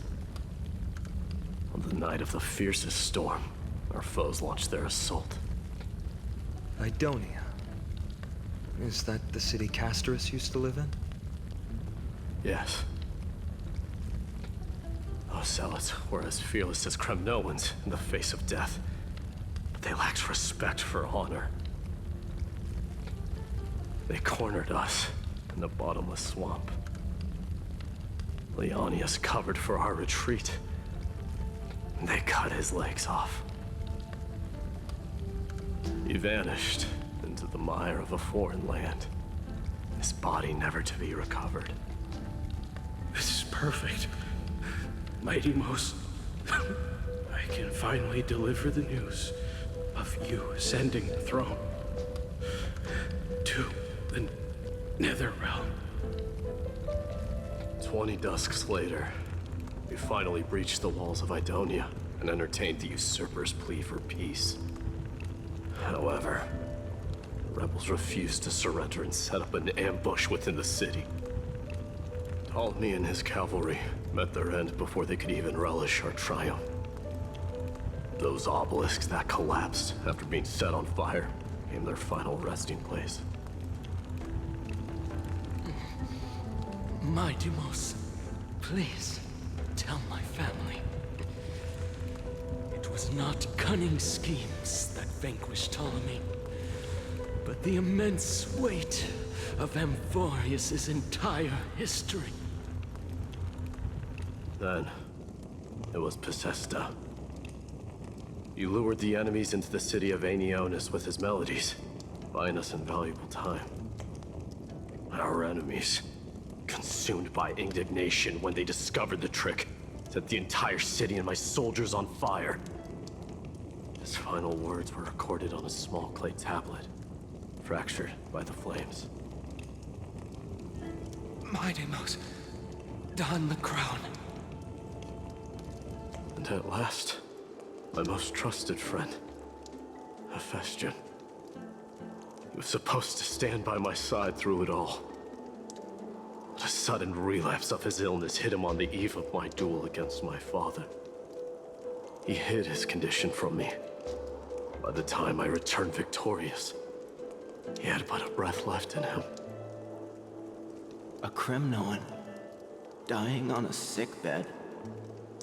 I would be a laughingstock to everyone. Hephaestion, my dear friend, spare your strength. I'll go get a physician. No need. Even if Perdiccas were here, he couldn't stop destiny from taking me away. No! That can take you away.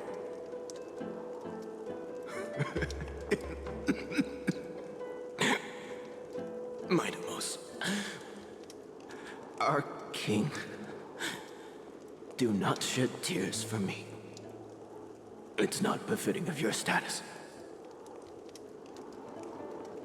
Farewell, my dear friend. You must lead us back home. What a grave trial indeed. Now I understand why you see immortality as a defect, or even a curse. My father threw me into the Sea of Souls to break the wheel of karma. Little did he realize it would grant me an immortal body and summon a fated revenge on his head. Following his demise, I considered leading my people back to our homeland. Kremnos had already turned it into a wasteland. Only darkness and insanity thrived there. Against the dissent of many, Krateros included, I made the Kremnoan detachment stay in Akama. But I know that their glory will never be doused out. The instant of strife shall inevitably arrive. If you take over Nikador, then you must begin the journey back to your homeland. So, you hesitate because you think leaving your people in the Holy City is a better choice?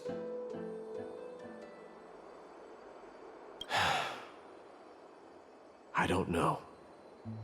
But I have never been crowned. Those 5 were never endowed with any titles. None is aware of their glory. Your predicament is truly complicated. I don't know how I can give you any useful advice. Maybe you could seek counsel from more people, such as the Grand Craftsman. Cartonis' people seem to have been through comparable dilemmas. And that teacher of yours, Krateros? Dee, we've got a big problem! Big problem! Lady Tribby, what's making you so flustered? Hurry up and go save Trinan! She got abducted by Krateros! Krateros! What's going on? Mighty-Mos. It seems I was the one who exposed my vulnerabilities first. Aglaya, I demand an explanation. This man abducted Trinan by force and forced her to bring him to the vortex of Genesis. He then brazenly stepped into the trial of the Lance of Fury, and naturally failed. Is she telling the truth? Why did you do that? Because I don't want to wait anymore. Your hesitation made me desperate. If you want to run away from your destiny to become king, then keep running. Someone will eventually stand up and fill in the gap left by strife. Then they will lead our people home. Age has blinded you, teacher. Can't you see that I'm hesitating because of this very recklessness seared into your blood?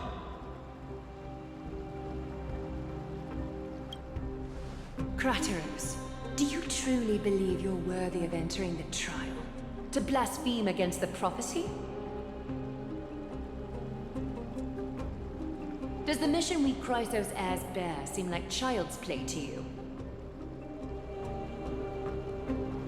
Do you know how the Kremnoans see you, Aglaya?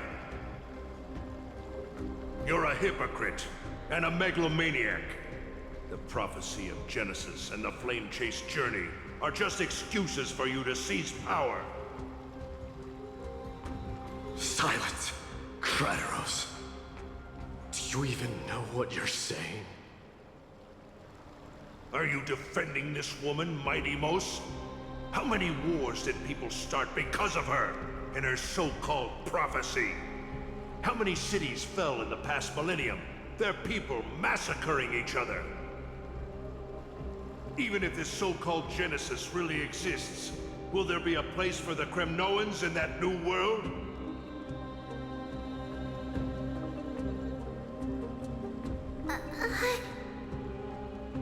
Are you done talking?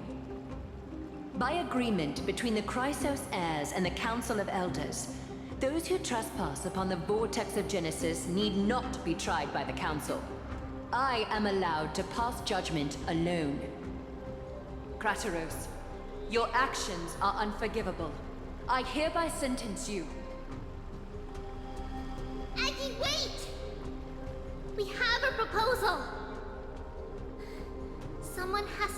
resolve this conflict between the cities. Lord Kratos did not use violence to harm us. We can sense that his anxiety stems from his concern for his people's future. Please, Aglaya, hear us out first. I'm listening. I'm sorry, Lord Kratos. We were so preoccupied with deciphering the fragments of prophecy that we neglected those of you not favored by its message. Your accusations were harsh, but justified. We wish to earn your trust, and those of the Kremnoans. I think the best way to do that is to take you to witness the source of the prophecy for yourself. How are you going to show me something that has no form? You've heard about that Outlander, right? He has somehow made a connection with Orynyx and can completely replicate scenes from the past. We will ask for his aid. Tomorrow, at the Abyss of Fate in the Temple of Yanisopolis, we will show you everything from that distant memory, Kratos. A fair proposal. I accept. Until then, you will be stripped of your freedom. That is my one condition, and I will brook no argument. It is not the first time I've been made someone else's prisoner. Do as you please, demigod. Teacher, why did you do this? Forgive me, young master. But I just cannot wait any longer. Ever since your father died, our people and I have been waiting for a day to revive Kremnos. We placed all of our hopes in you, but never received an answer. This obsession for returning home has become a sickness for our people.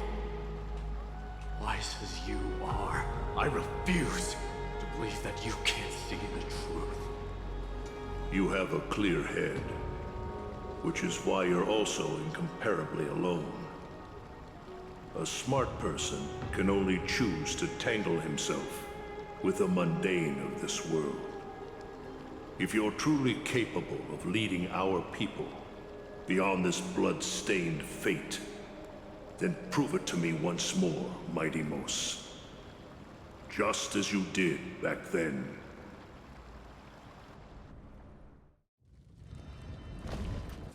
A fierce fighter. I did not expect such heroism from a feeble Acheman. Fulfill your duty as the victor, warrior, and tell me your name. I seek an honorable death from you. As if you have any honor! Listen closely. I am the leader of the Kremnoan detachment, Mighty Mos. I'm here to finish you, Father.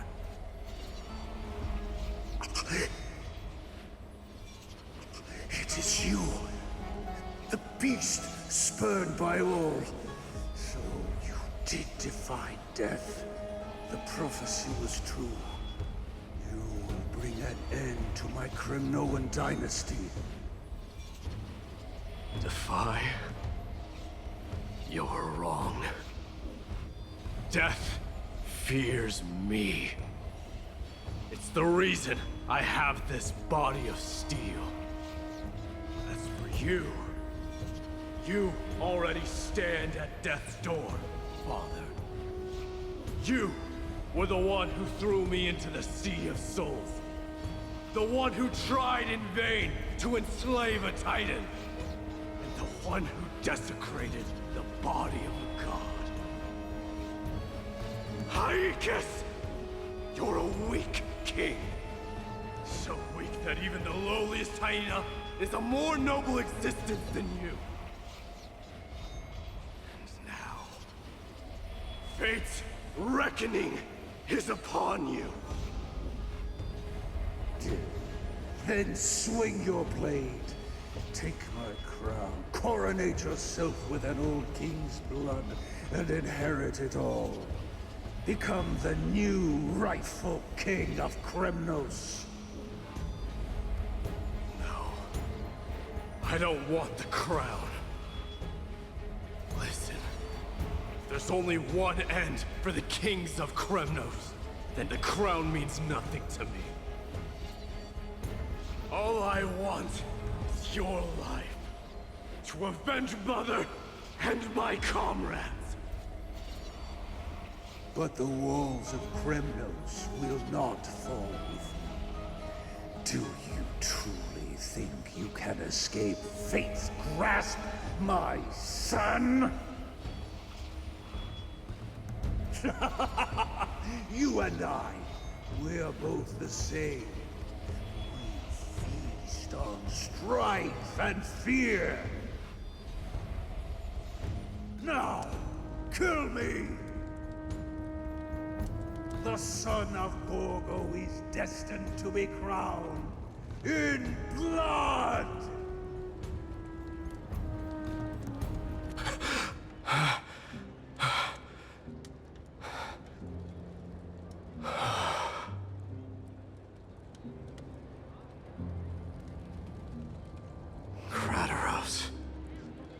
He said the Grand Craftsman Cartonus might have some suggestions. Might as well go see him. Grand Craftsman, how have you been? King of Kremnos it is. That you would come, I knew. You knew I was coming? Your matters, I've heard. The path forward you seek. Many questions you have. But before that, take this. What's this? A signet ring. For the King of Kremnos. Belonged to your mother. Recast and restore it. I did. What? Mother threw it into the Sea of Souls. A long time to fish out it took. Very fortunate we were. I can hardly imagine how much patience and courage it must have taken to find such a small signet ring in the Sea of Souls. I owe you one. Gratitude there is no need for. Repayment for saving me, this is. Questions you bring with you? Ask now. Fate I've always denied. It's finally caught up to me. By all rights, I should accept Strife's authority. It would make everyone happy. The Chrysos heirs, the Council of Elders, the Kremnoans. Even the bards who will write it all into song.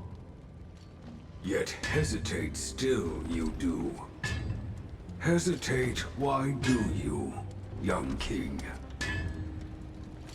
Because of my people. Be they men, women, the elderly or children. The hearts of all Kremnoans yearn for home. They've all been waiting for this day. For the day their king returns. Children of Strife would then be able to go home and embrace the old traditions. Never mind that most of them have only ever been heard in these so-called traditions and song. They would then gather around their king and throw themselves into battle. This is not a good thing, you believe. The Kremnoans have been trapped in a cycle of bloodshed for the past 1,000 years. They seek vengeance, start wars, become prosperous, and decline. How much innocent blood flowed into the River of Souls in all those years? How many needless sacrifices could we have avoided? I accept that fate and become the totem of strife. that lead my people into repeating the same mistakes, then of course I would be terrified. I'd be terrified of becoming king. A different kind of Kremnoan you truly are.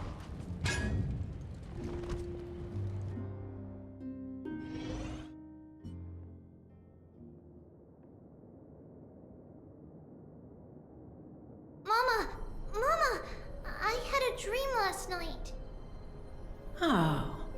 Now what did you dream about, my darling Trebios? I had a dream that I turned into many me's. Then we made the moon into a ship and made the stars into our sails. Then we floated on the ocean and let the wind blow us in any direction it wanted. Well, that sounds like a lovely dream. Yeah! The ocean and the sky were really, really dark, but there were so many of me that I wasn't scared at all because we'd all sing together. The ocean wind blew us onto an island where the wind tasted like flowers. There were bleating sheep and chirping birds inviting us to be their guests. There were so many animals on the island, but none of them ever fought. Yanis's holy maidens can receive guidance from the God of Passages. Perhaps what you saw in your dream is a divine land somewhere in Amphorius. You think so? What's wrong, Trebios? You look unhappy. Because on that same island, I saw a dark mountain on the other side of the ocean. And it was very, very tall. The mountain looked alive, and it kept getting closer to the island. Then I realized it wasn't a mountain, but a very, very tall wave made of water. When the wave smashed against the island, it looked like it was going to eat the island up. The small animals tried to chase it away, but they couldn't stop it. Then there was a bang and I woke up. A dark wave. Mama, does something that scary exist in real life? Yes. Unfortunately, it does exist in Amphorius, but it's very far away from our temple. We call it the Black Tide, though it has nothing to do with water. It has no shape or form, but it can swallow up animals, humans, and even titans, turning them all into monsters. Oh, the Black Tide is a baddie. I don't want everyone to turn into its food. Can't we chase it away? Of course, my dear. You only need to behave well and listen to what the adults tell you. Study all the knowledge and etiquette you need, then grow up and become a proper holy maiden. The divine Yanis will then give you guidance and help you light the way for the people.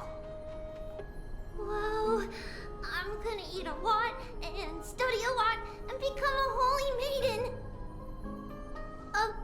But Mama, you said the Black Tide can swallow up titans too.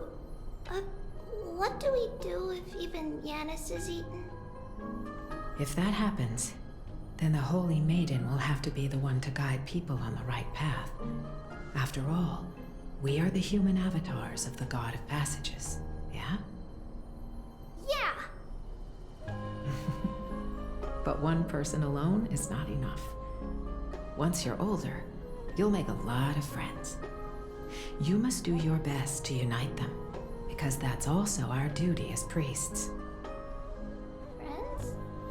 Are they also like me and Mama with pretty red hair? They might not, but they'll certainly be just as smart and kind as you. Mama? Am I... Am I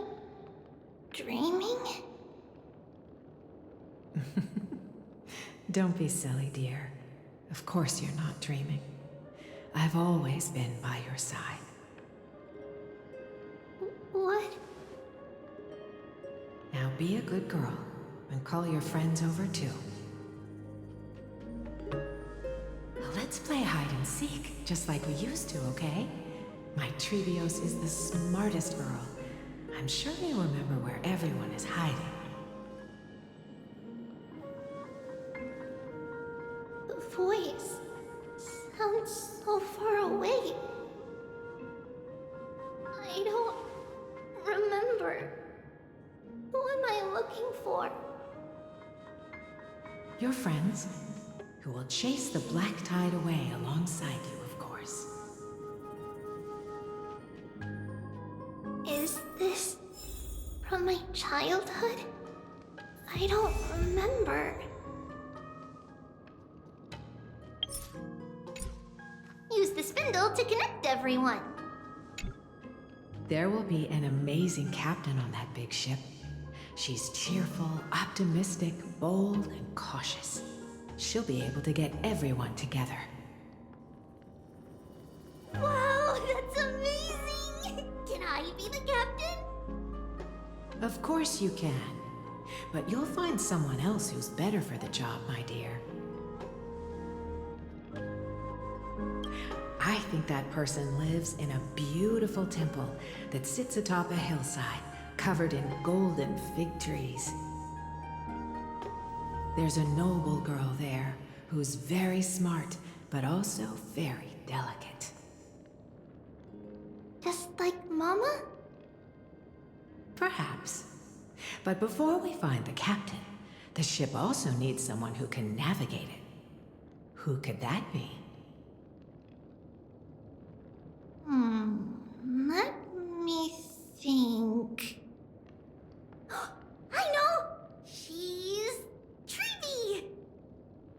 I named this doll after myself?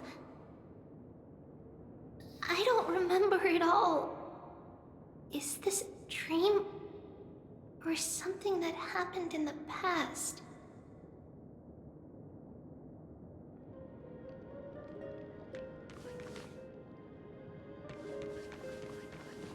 I used to sit here and listen to Mama tell stories. Oh, how I wish to see you again, Mama.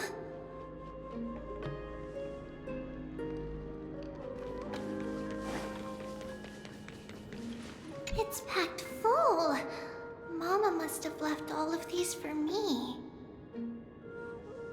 All the words are blurred out. Could it be that my memory is fading? Bad chest! You can't lock me away! Learning can change your destiny! A blackboard? And what is that drawing? Doesn't ring a bell at all. Perhaps it's just a childhood doodle.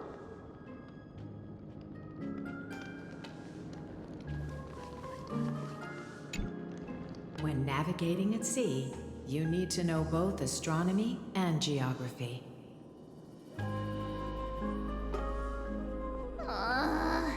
Isn't Yanis's knowledge enough? Oh, sweetie. The ocean isn't like the land. It's easy to get lost. That's why it's important to learn to recognize the miracle of Aquila. Alright! Even though my brain is already super duper smart, I'll still try my very best! Circe also favors children who try their best. They will send a wise scholar as everyone's teacher to help you reach your dreams. I want to be a teacher too! Oh, wait. I'm super duper smart. So I want to be the teacher's teacher! Why not? But if you're going to be a teacher, you might need to tone down that hyper energy of yours. Then Trinan can do it! She's well behaved and would make a great teacher. Mama and the others always said that I had a great memory.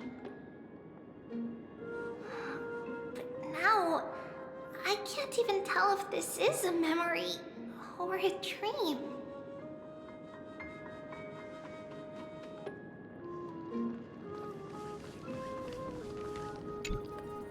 Huh? Why is this doll inside a chest? It's holding a sword. Why? Many years later, many brave warriors will board this ship. They're skilled combatants who fear no danger. Ooh, I can learn how to fight too and protect everybody! You silly girl. You're Yanisopoulos' holy maiden. It's not your duty to fight. There will be many others to protect you. Alright. Then where will they come from? I believe one warrior hails from a lovely village where bulrushes flourish, while another comes from a magnificent royal city. Though each has their own troubles, both are ready to lend their strength for the ship's long voyage. In that case, let Trian fight by their side. This way, they'll always stay on course. How could I have known the name Trian back then? Was it just a coincidence, or... Come, let's line them up.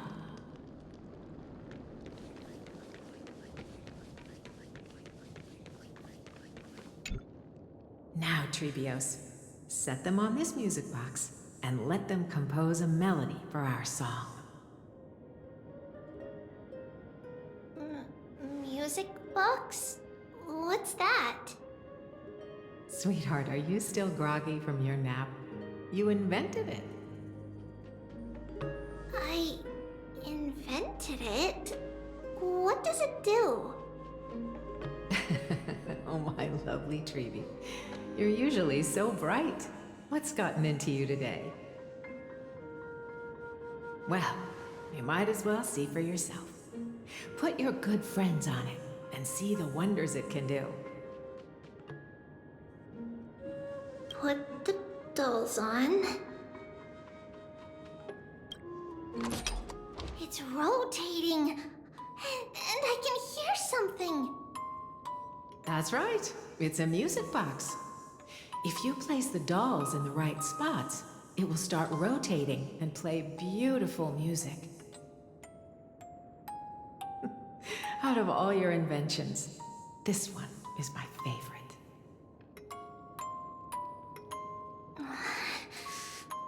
I don't remember. It's all right, my child. I'll sing along to the tune, and it will help jog your memories. Happiness abounded in this lush land by God's chosen. Giants raised their glasses in a toast, beheld by the 12 constellations. 3 carved the heavens and the earth. 3 wove the threads of fate. 3 molded life with their hands, and 3 guided calamity's gate. They declared the world too unstirring, hence wished endless laughter upon the living.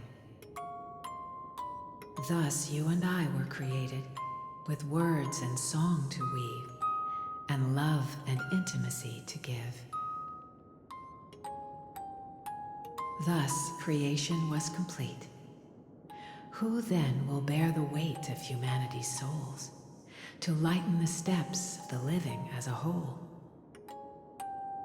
O great Kephale, all-knowing Father of stature so tall, yet low does their gaze willingly fall. With light of dawn heavy upon their shoulders, golden blood spills unto the land, converging into a boiling river that flows to the heroic heirs of this world.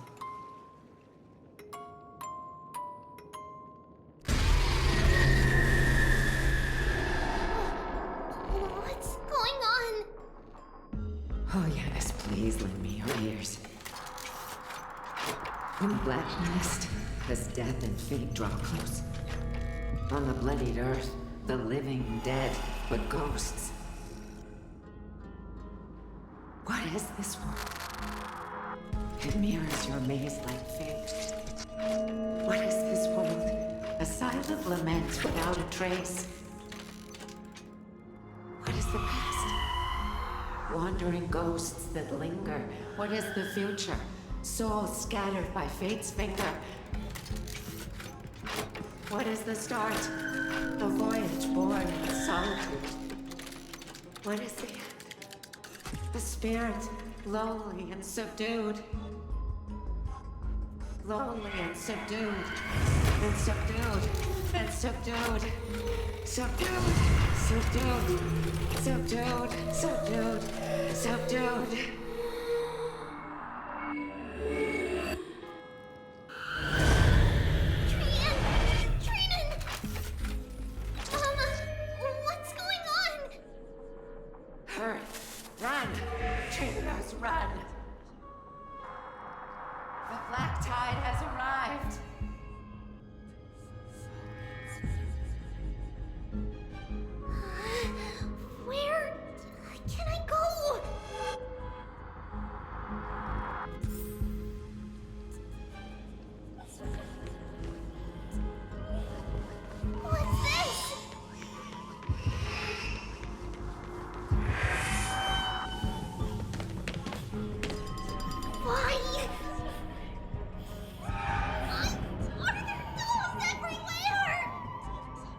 This is the sacrifice of a holy maiden.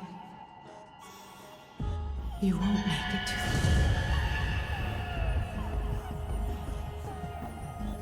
Only one person can. I know!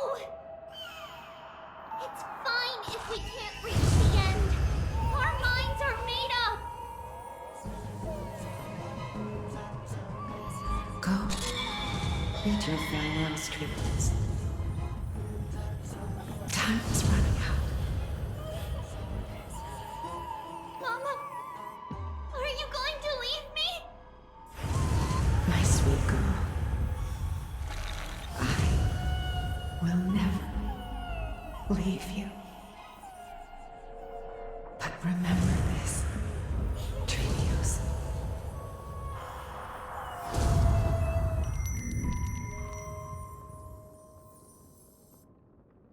All shall bid farewell to one, and that person alone will witness the miracle. Since your mind is made up, then traverse the black tide and dispel the fog for Amphorius. I shall see you tomorrow, my dearest Trivios.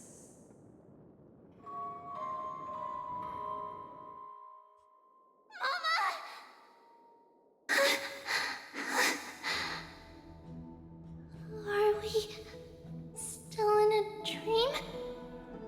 Did you have a nightmare? Maybe. But it's been a long time since we had any dreams. It's not yet the entry hour. You still have plenty of time to rest. No. Our heart is still racing. It must be that reckless Kremnoan soldier who startled Trinan, and you as well. If you want, I can pass through his chest with the golden thread right now. Aggie, cut it out with the scary talk. I'm just kidding. If I were serious, I wouldn't have waited until now.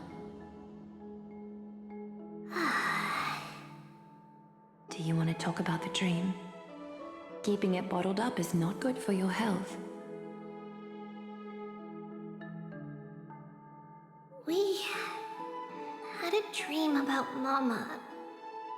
The dream itself was nothing. It's just the timing that feels a bit unsettling. You mean... It's Trian. Even if we refrain from ever using the power of the Century Gate again, her soul continues to slowly drift away from her body. There isn't much time left. Perhaps it wouldn't be such a bad idea to let her relinquish her role as the gatekeeper and live out her days as a carefree child. You have a point, Aggie, but our decision has already been made on that matter. I believe there's still another way. Souls will be spent until they dissolve into dust. Such is our fate.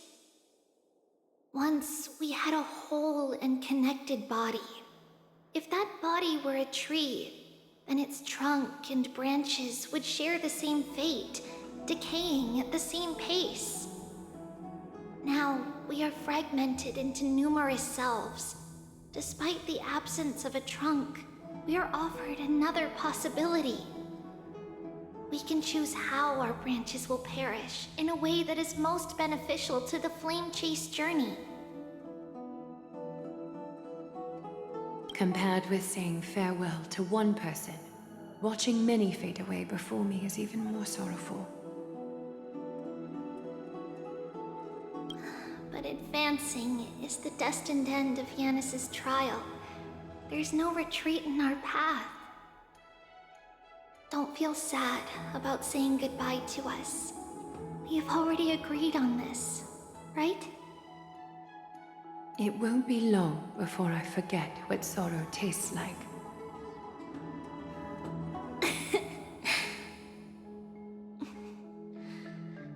So, what would you like for breakfast, Aggie?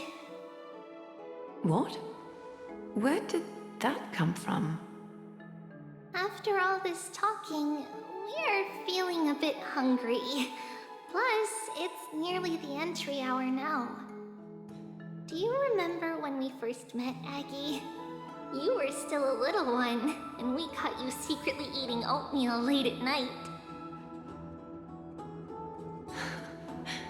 While my emotions might be fading, those memories are still as vivid as ever, teacher.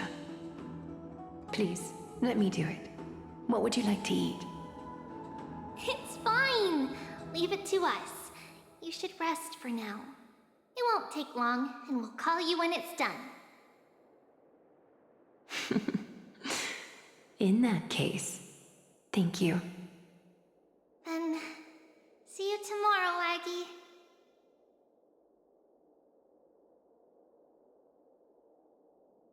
Nevertheless, that nightmare is ominous.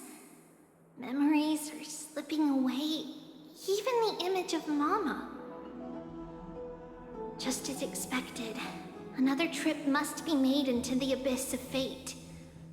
Hopefully Orynyx will be willing to help us.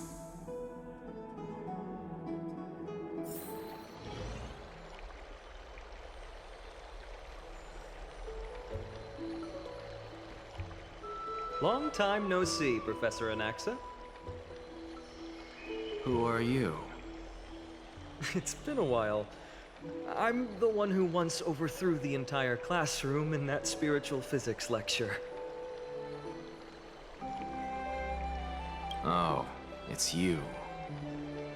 No way. Do you really still remember that, Professor? I remember that glib tongue of yours.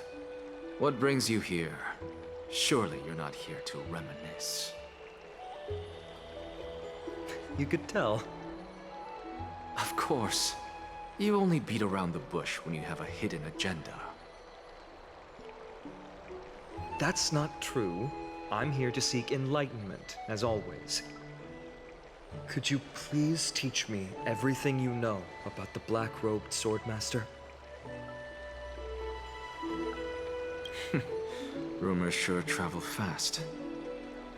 Unfortunately, I too know nothing about it.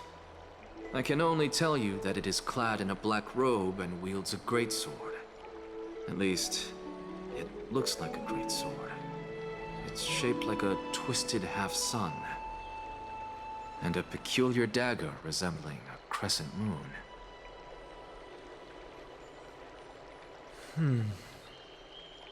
By the way, take this with you. I got it from the sneak attack. It's yours now. Oh. I was right.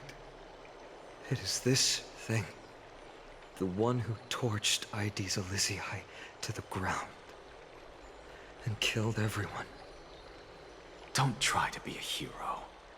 No one in Akama stands a chance against that thing right now. Is that what the Titan said as well? Not at first. But the god relented after having had a taste of its power. Even with the god possessing me, I couldn't fight against that blade. That incredible power doesn't seem to be granted by any Titan. Are you suggesting that it originates from beyond Amphorius? It's possible. Much like the Black Tide, no? Nonetheless, it's an enemy we must overcome. We? Drop the pipe dream, Phainon. No one wants to see you fall by their blade. His mere presence will endanger the Holy City and the Flame Chase. You know that I don't believe. You don't believe in the so-called prophecy, I know. However, I'm here to seek your assistance, not at the request of Aglaya or Treeby. I just want to eliminate a threat to the city I pledged to protect. That's all. The tragedy at the Grove must never happen again. Take a seat. Since you are sincerely seeking enlightenment, I suppose I can tell you one more thing.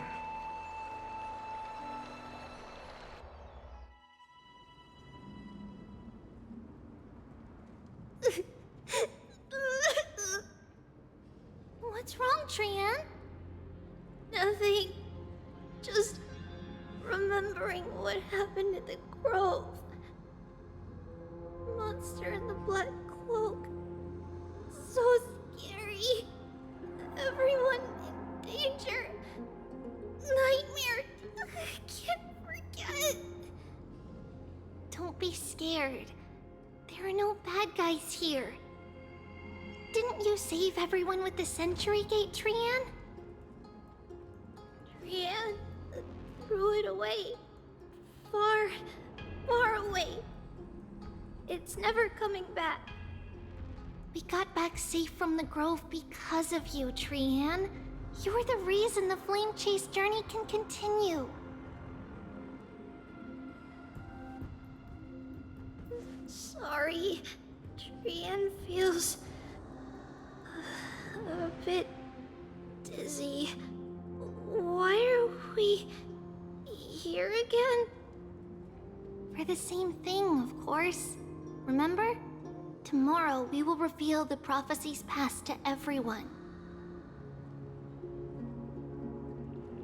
First, we need to restore the memories that have been blurred by the fragmentation.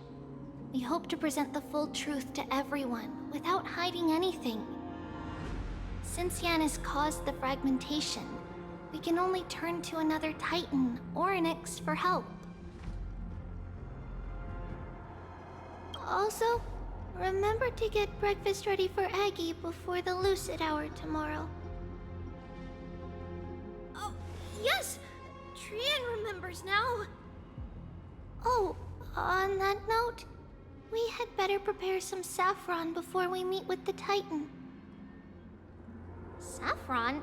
Huh, it's an essential offering for rituals in the Temple of the Three Fates. You think we shouldn't go to Orynyx empty-handed? Yes, it's also a symbol of Yanisopolis. If we are to replicate memories, we need to use something that is experienced those days.